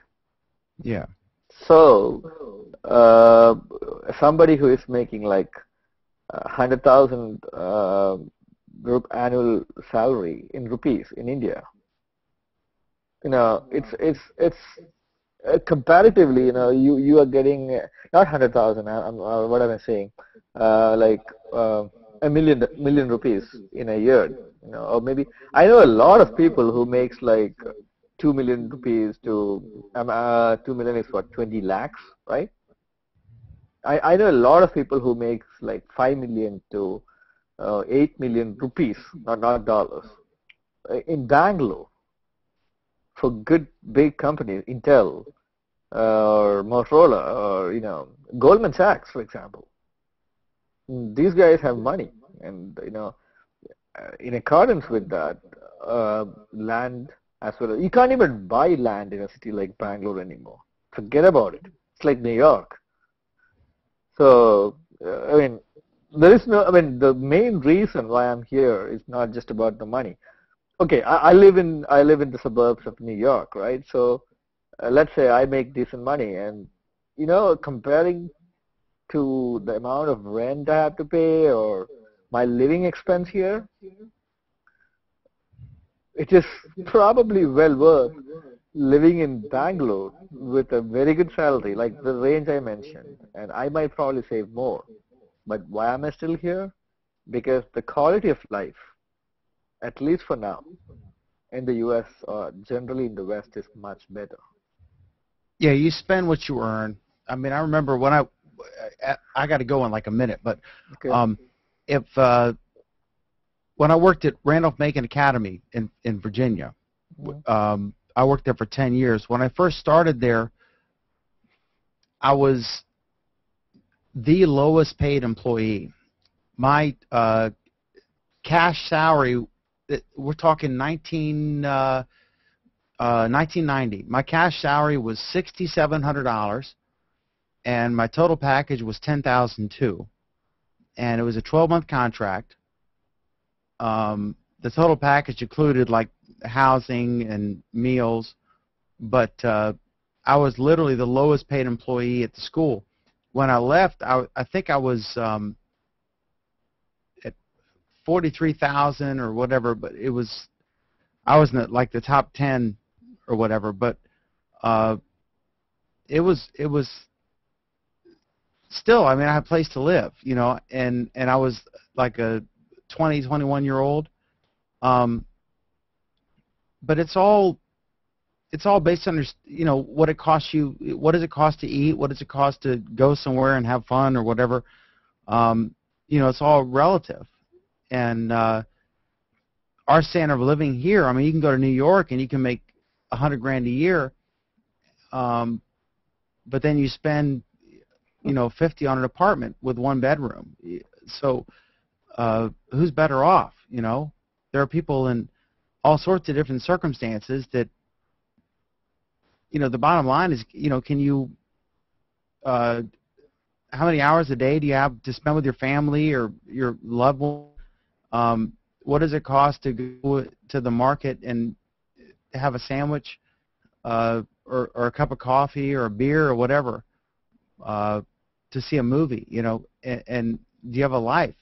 That's what it's about. So Exactly. So, it's all in my relative. perspective, It's like Celsius versus Fahrenheit. It sounds scary, but it's not really. If you do the math. exactly. In my perspective, having lived in both India, in the big cities in India and the U.S., yes, comparatively, it's more expensive in U.S., but the amount of time I get to spend with my family, the I mean, I'm surprised when somebody tells me the professional life in New York City is really fast. I doubt it. You should be actually in New York City on a weekday downtown, and you think this is crowded? You should see Bangalore City on a weekday, in the main roads of Bangalore City. That is what I call crowd. So, and you try to get into a restaurant or whatever, So the whole perspective is quality of life depends on how many people who is competing with you to actually get into a restaurant or get into a movie theater. It's a new movie. All that matters. Everything. You go into a library, you go into a government office, try to get something done. Go to the DMV. So because of the lack of population here, there are a lot of things Americans take for granted. And you will find it extremely difficult to adjust when you go to, I mean, I'm not bitching my home country, I'm just saying that the only reason right now I'm here is not really about money, it's about the quality of life. But it's quite possible that if with our current economic policies, there's a possibility that, that quality of life, before we even know it, it might go down a little bit. This is already happening. That's what I think. And all right. I got to go as well. I got to cut mine, and then you guys can hang out all you want. But I have to leave as well. It's 10:30, right? 11:30. Sorry, Anthony. That's all right. I got to cut it. I got to get. I got this thing uploading, and I got stuff over there I got to do. All right. So, good night. All right, guys. It was awesome as always, and Srik and Anthony, great to have you guys. Srik's new, and Anthony's like usually here, but it's always awesome to have you on the show. So I appreciate it. Right. I'll try to join whenever I can. Have a good night, Dan. All right. Take care, guys. Thanks so much. Bye, guys. Bye.